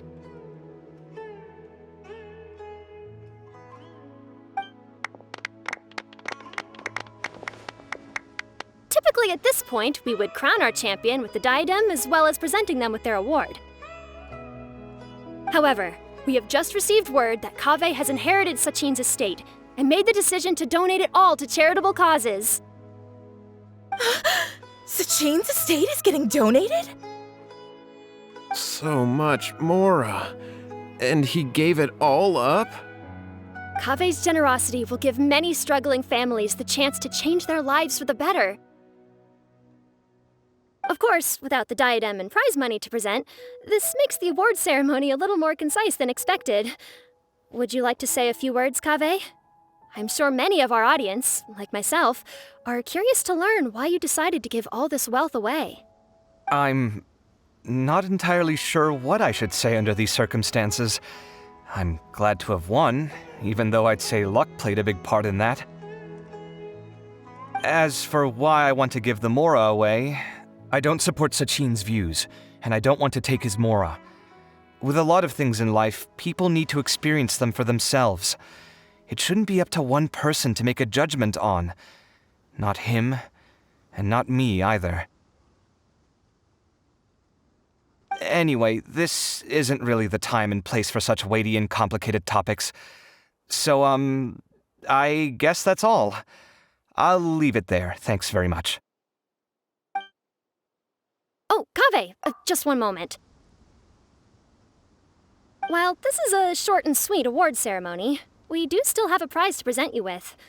Please take this limited edition Genius Invocation TCG card. Additionally, your champion status will be logged in your record. This means that the sages will give priority consideration to any future project proposals you submit. All right, I'll take the card. But as for project proposals, forget it. In that case, I declare the award ceremony over. Let's give our champion Kaveh one last big round of applause.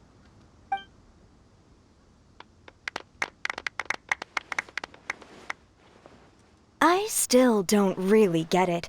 The sum of Mora would have been enough for me to live in luxury for my entire life.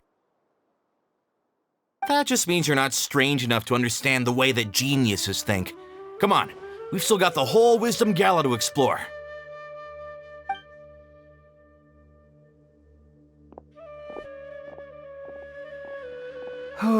Glad that's over. I think I'm quite good at giving speeches, but this one was just so tiring. Do you mean that you're still exhausted from the competition? Honestly, you don't look happy at all, but whatever else happened, you're the champion, you know? Don't you think you should be proud of that? I suppose. Oh, wait. Sino said he wanted the card, didn't he? And now I have it, right here. So you're gonna give it to him? But if it's a rare one, you should be able to make a tidy sum of more off it. Why would I do that? It's of no use to me whatsoever. I may as well just give it to him. Could you pass it on to him for me when you next see him? Whoa, whoa! This is a super big deal! You should do it yourself! Come on, let's go find Sino. Huh? But I was gonna rest for a while longer. Hey, stop pulling my hair!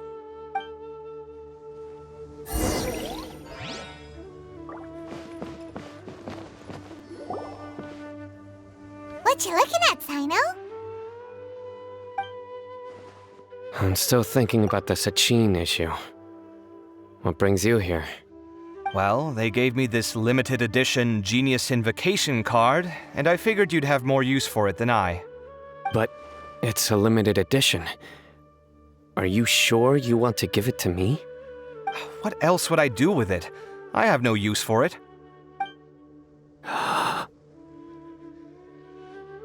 But it's limited edition. Kaveh, are you in trouble? You don't have to do all this.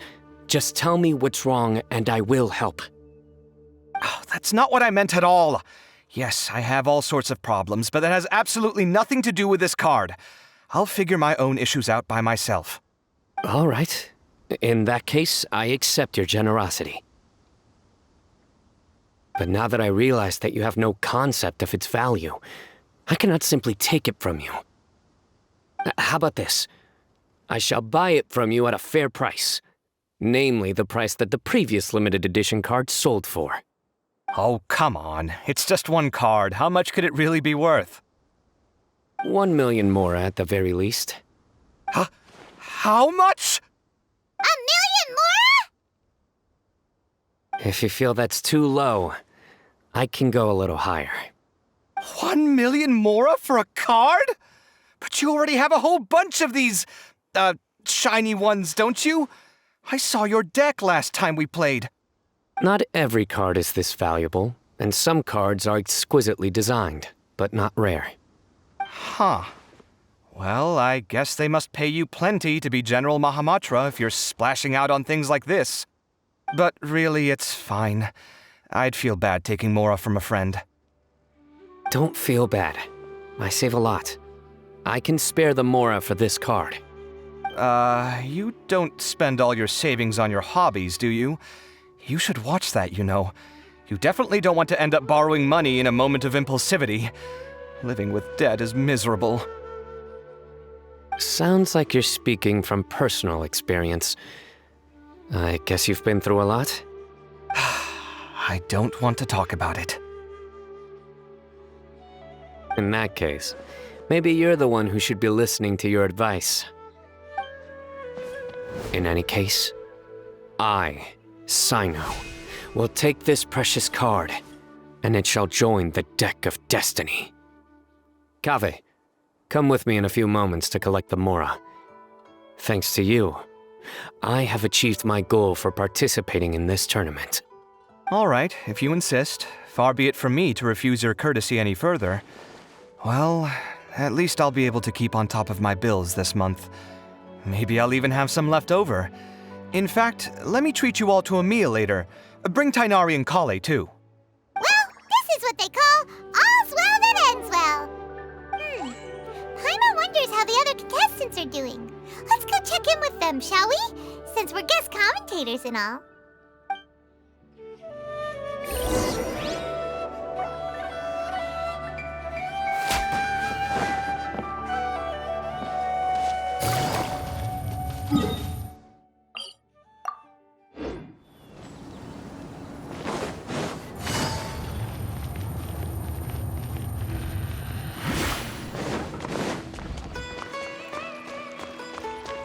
Take it easy.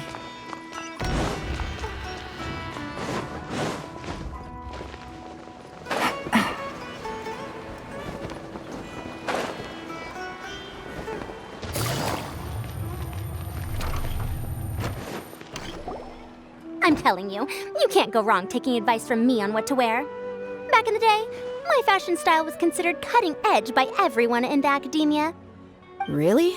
Well, then, sure, Madame Farzan. Maybe you could pick out a few fashionable outfits for us. Farzan! Nilu! Even Dia and Candace are here! What are you all up to? Candace and I bumped into these two while we were strolling through the streets. Madame Farzan here's pretty friendly. When she heard that we were buying clothes, she decided to give us some help. I don't really see anything I'm familiar with.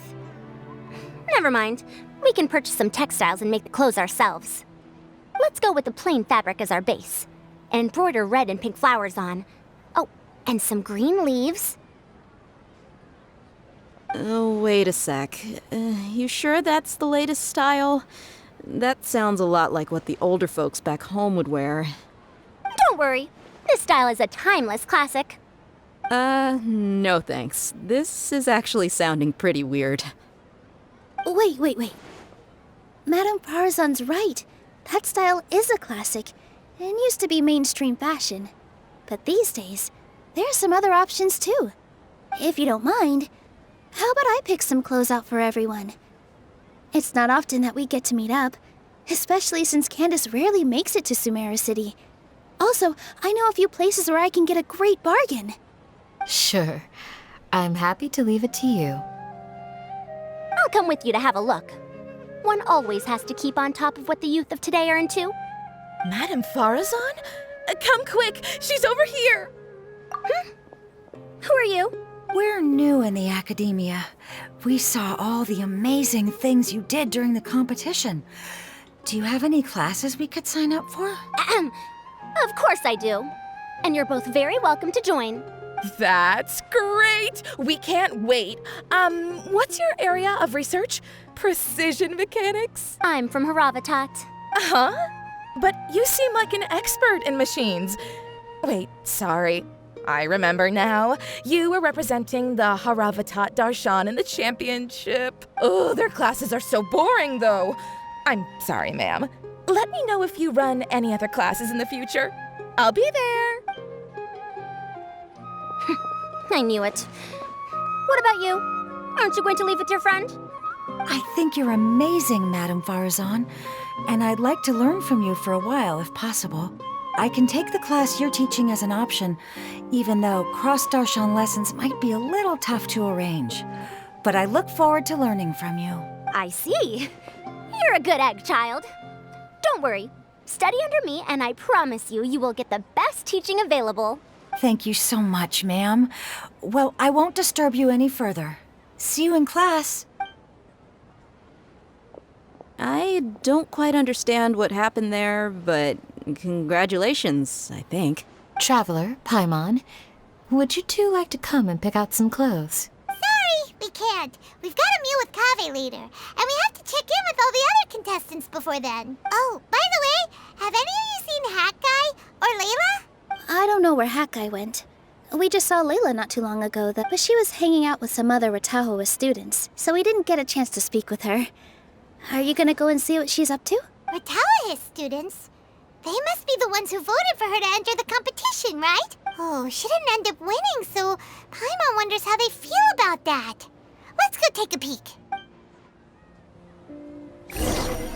If you don't come to Sumeru City often, classic floral designs aren't a bad choice. Those don't really go out of style. And of course, since you're putting this on your body, you need to consider the type of fabric the clothes are made from. Some materials might look stunning, but they can be terribly uncomfortable to wear. Agreed. After all, is fashion not the constant phasing in and out of classics? In that sense, you could always consider the style I suggested too. Wait, sorry, ma'am, but I think it could be quite a while before the style you recommended comes back into fashion. I actually think the style recommended by Madame Farazan is quite beautiful. Isn't it just? You have a discerning eye, my dear. Welcome. Get your spices here. We've got all kinds.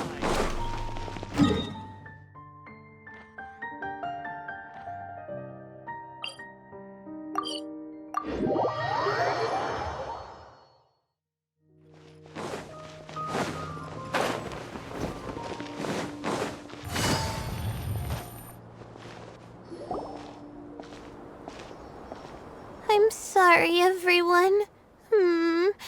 I could have done better in the third round. Oh, stop it. If you're going to beat yourself up after doing as well as you did, how bad does that make us look, huh? Heck, it's not like any of us had the guts to enter the championship. I didn't see the whole thing, but you were the only contestant who scored points in both the first 2 rounds, right? And I heard that you actually found the diadem first in round 3. You came so close to winning the competition. Aw, I just got lucky, I think. That can't be true. You had some really stiff competition out there. The renowned Tainari from Amorta, even Sino the General Mahamatra was there. You're amazing, all of you. Getting points off them is a huge achievement. The way I see it, people aren't exaggerating one bit with the nicknames they give you. You are a genuine genius. Aw, thanks a lot. But I really don't think I qualify as a genius. In the second round, for instance, I dozed off and somehow found myself beside the device when I came to. Ah, come on, don't be so hard on yourself. We've decided we're taking you out to celebrate, and that's final. Let's go. Cheer up, Layla. The rest of today's all about you. Looks like things are going well for Layla. This is great. We haven't seen Hat Guy since the end of the competition. Oh well, it's almost mealtime. We'd better go meet up with Kaveh and Sino now. I can't believe it. But in the end, no one was disappointed in me. What a relief. Finally. I can get some good sleep.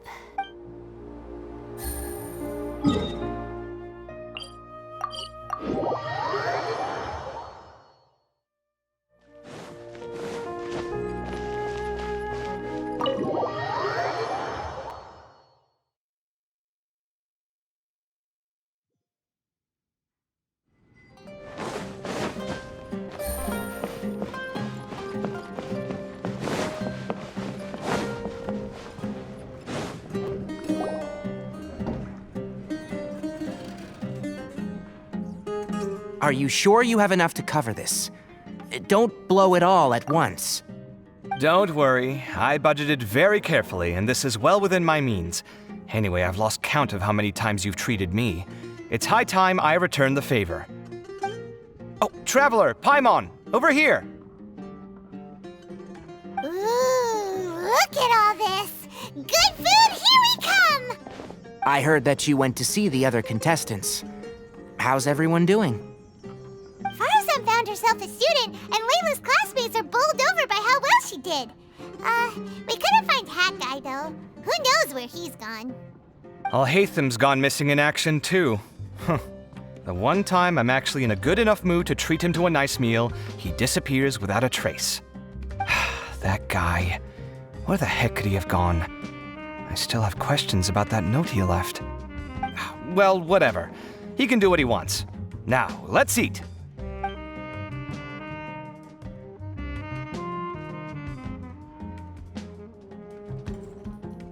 You shocked me a little when you hurled the diadem to the ground. On further reflection, of course, it made sense, but at the time I was expecting at least some amount of deliberation. Sachin's voice started talking to me inside my head from the moment I picked it up. I could feel his emotions, too. It was a mix of despair and horror swirling around inside my mind. He bombarded me with his ideas relentlessly, like he was trying to brainwash me. It gave me a splitting headache that only got worse as he went on. Like I was saying at the time, his views are not necessarily completely without value. But if all his research does is lead to misfortune, then we're probably better off without it. If his forbidden research were to spread in a harmful form and cause people to suffer, the Mantra would step in and ban it. I think you did the right thing. I suppose another way to approach it would have been to claim that you agreed to inherit his research, but give up the research as soon as you've inherited the wealth. But that wouldn't have been your style. I won't comment on his theories or experiments, but I don't believe that he was careless in his choice of candidate. He chose you. That means he knew what he was doing. Perhaps. I just think that if you accept someone else's things, you should honor their wishes. That's a good thing. It means that you have integrity. Thank you, oh my god, thank you. See, you get me, Kale. It's a good thing Al-Haytham isn't here right now. He'd be quick to explain why you're wrong. Seems like you always include him in the conversation, even when he isn't here. Yep, no dinner with Kaveh is complete without a few words about Al-Haytham. I sense that Al-Haytham has in fact been here with us all along. He's here? Where? Why didn't you tell me? He lives rent-free in each of our hearts.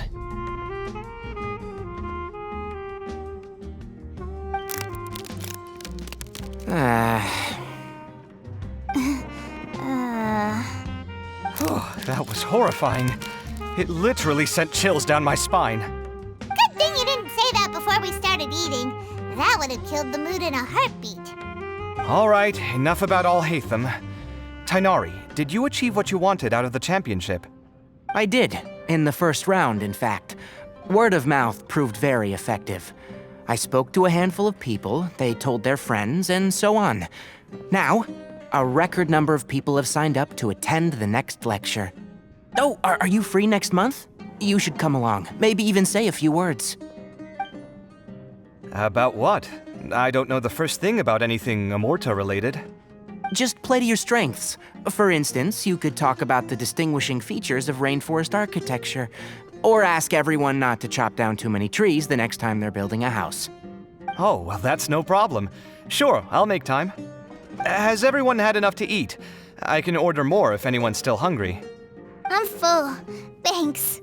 Paimon's super full, too.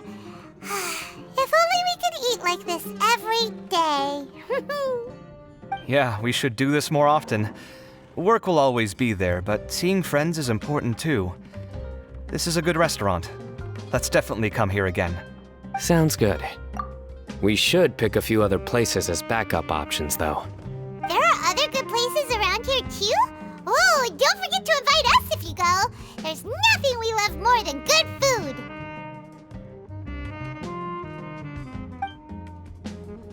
Kaveh, do you have plans after this? I was thinking of maybe going to the academia for some alone time. Nothing set in stone, though. Why do you ask?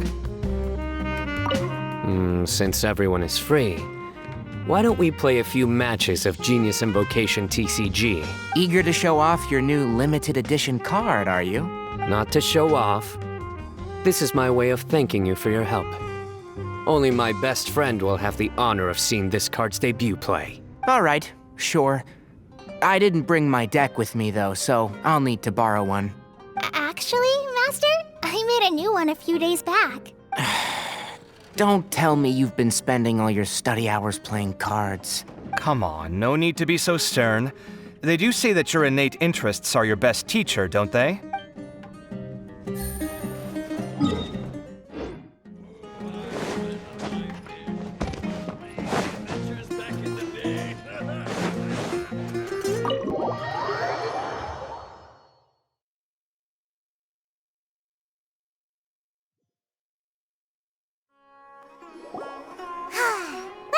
It looks like this Inter-Darshan Championship's a wrap. All that stuff with Sachin and the diadem got sorted too. Have you still got anything else on your mind? Oh, right. Yeah, Sachin said that he placed his research materials at somewhere beginning with but Kaveh smashed the diadem of knowledge before he could finish. It might be dangerous if someone finds his old research stash, right? Where do you think it could be? Holy smokes, you're right! He said he spent all that time researching in the desert, didn't he? So it's very possible that that's where he'd leave all his notes. All right then, let's head off to Ara Village and try our luck!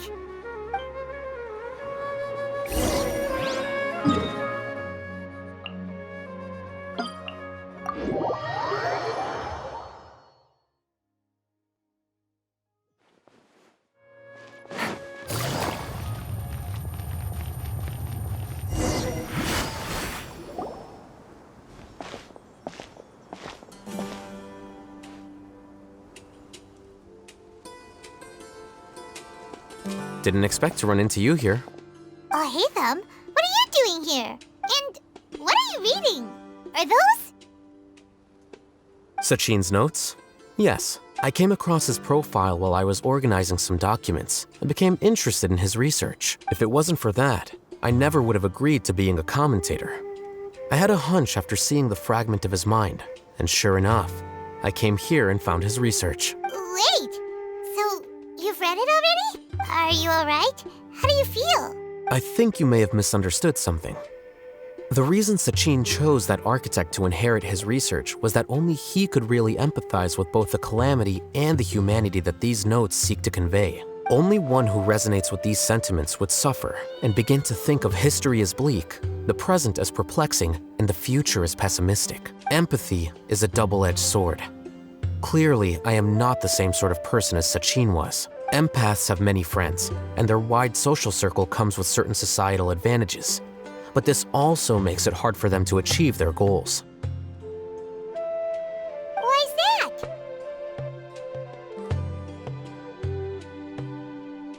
All important things in life involve other people. As such, it's extremely difficult to live a life that causes no harm whatsoever to others. If you really want to achieve your goals, you have to be prepared to make enemies along the way. Not everyone can deal with that reality. And that reality is like the material here: objective, heavy, negative. But at the end of the day, for all these experiment results and conclusions, it's just one person's perspective, Sachin's. So, what are your thoughts now that you've read it? As a scholar, Sachin was without a doubt a genius. He laid the blame for the darkness in the world squarely on humanity, experimented extensively with reliable results, and drew logical conclusions. In that sense, one might say his views were correct. So, people are bad? And things can only ever get worse? All of that's true? That is not a question for me to answer. Someone else will arrive shortly. You can ask them instead. All I will say is that the world is not built on correctness alone. Sometimes, being correct means nothing at all. Lofty ideals may provide no defense at all against nihilism, but perhaps little decisions can. By their own choice, the idealist seeks to bring happiness to all while denying themselves the same. Thus, they shall never reach even the borders of truth until they wipe away the ignorance that blinds them. I've never been able to agree with certain philosophies. Even Sachin himself struggled to comprehend the notion of sacrificing oneself for the greater good. But sadly, all viewpoints will find their supporters, and the way we see the world largely decides our fates. All right then, I got what I came for. These research materials are yours to look after. I'll be off. Wait, so you came here just to read this stuff? You missed out on a big get-together, you know. Get-together? Ah, yes, that makes sense. This is a good opportunity for that sort of thing. Guess what? Kaveh treated everyone this time. Then I'm sure he packed up the leftovers for me. See ya.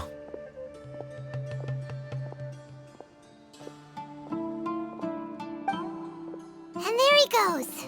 Well, it seems like he really wasn't affected by this research. He said that someone else would answer our questions. Who do you think that'll be?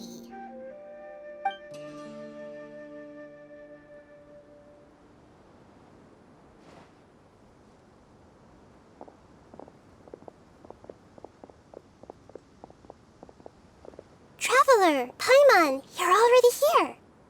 Nihira! Oh, and that guy. Wait, so you asked him to take part in the championship? Yes, it was me. Are you surprised? Did you know that there was something wrong with the diadem from the start? And if so, why didn't you switch it out for another one? Because Sachin's research is not mistaken. He spent his entire life researching this topic, and these materials are a result of that. These are the crystallization of his wisdom.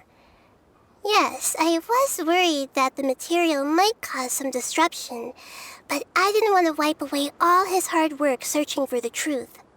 So instead, I had Hat Guy here help me keep an eye on things. Seriously? I think you can stop calling me that now. Why? Don't you like it? Well, anyway, if Sachin's chosen successor hadn't been able to handle his research, or if it had brought pain to more people, he would have intervened at a suitable moment. And after all that, the person Sachin chose turned his nose up at his life's work. I was also hoping that this could be an opportunity for you to learn how to interact with people normally. But it looks like that didn't work out. That wasn't necessary. I'm still paying you back for your help. And the last thing I need is more reasons to be indebted to you. Maida, what did you mean by Sachin's research is not mistaken? Does that mean that you approve of his research? Put it this way instead. Truth to me is like a shroom boar. Some people only see the mushroom on the shroom boar's back, and they conclude that the shroom boar is a mushroom.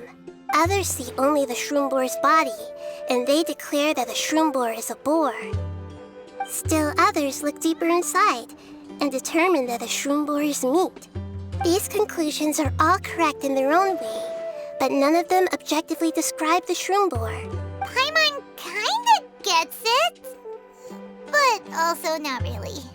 The world is the same way. No one, not even I included, can understand it in its entirety. All of us are somewhere on the path toward truth. Within the confines of our limited knowledge, some may blindly believe in the beauty of this world, and others may focus only on its evils. In truth, the most important thing isn't what state the world is in now, but what people hope it will become. But of course, I don't mean that as a criticism or a call to action. Ultimately, my duty as the God of Wisdom is to guide every form of wisdom to a place where it can find its purpose. That was a long speech. So what are you actually going to do with these research materials? Because Kaveh, as the successor of this research, does not wish to see these ideas disseminated, I will seal it up. But even though Sachin's research could be considered negative wisdom, it is still a building block of the truth. If someone wishes to follow in his footsteps in the future, I will not stop them. I also look forward to the day that a member of the Vahumana Darshan can not only comprehend his theories, but also find a way out from the despair as well. Vahumana doesn't have that kind of talent. Wait, you're not intending to keep me in Vahumana long term, are you? I don't remember signing up to become a scholar. Don't you think I'm useful enough to you as a prisoner? Oh boy, here we go again. You think so? Well, to that, I would say that in Sumeru, even prisoners have a right to an education. I hope that your studies in Vahumana will help you deal with your own fate and learn how best to settle old debts from your past. I will review your final thesis myself. I'm expecting great things from you, Mr. Hat Guy.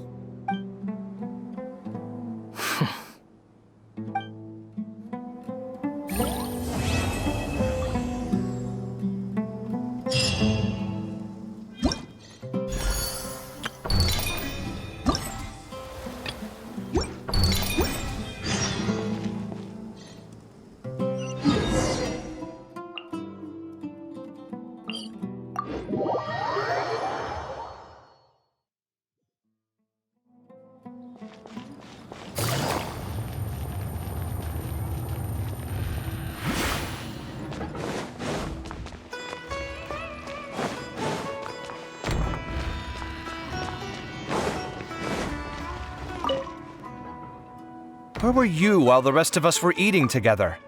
I don't recall being obligated to report my whereabouts to you. Did you go find another hidey hole to read in? You need to change your ways, you know. You can't survive on books alone. Surviving on meals paid for by you would be harder still. You? Whatever. It doesn't take a genius to guess what you've been up to. You were investigating Sachin, weren't you? It was obvious from your notes. However, I don't believe his research alone would have been enough to pique your interest. His way of doing things is disturbing, while you... Well, to be fair, your philosophy disgusts me too, but you and Sachin are nothing alike. I don't imagine your views intersect at all. Egoism and nihilism are not the same thing. My personal interests aside, Sachin's legacy is not entirely meaningless. He conducted experiments on a great scale and left his findings behind. Also, thanks for the compliment, but I'm actually just passing through. I didn't come here for the conversation. Well, not this one at least. What do you mean? What topic of conversation could be more sacred among scholars than the exploration of differing philosophies?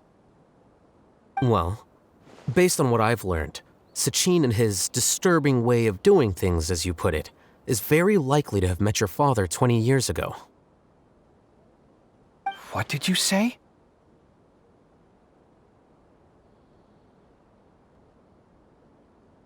Wait, so... No, surely that doesn't mean... Huh. So that's why he thought I looked familiar. My father must have gone into the desert due to his influence. I'm afraid so.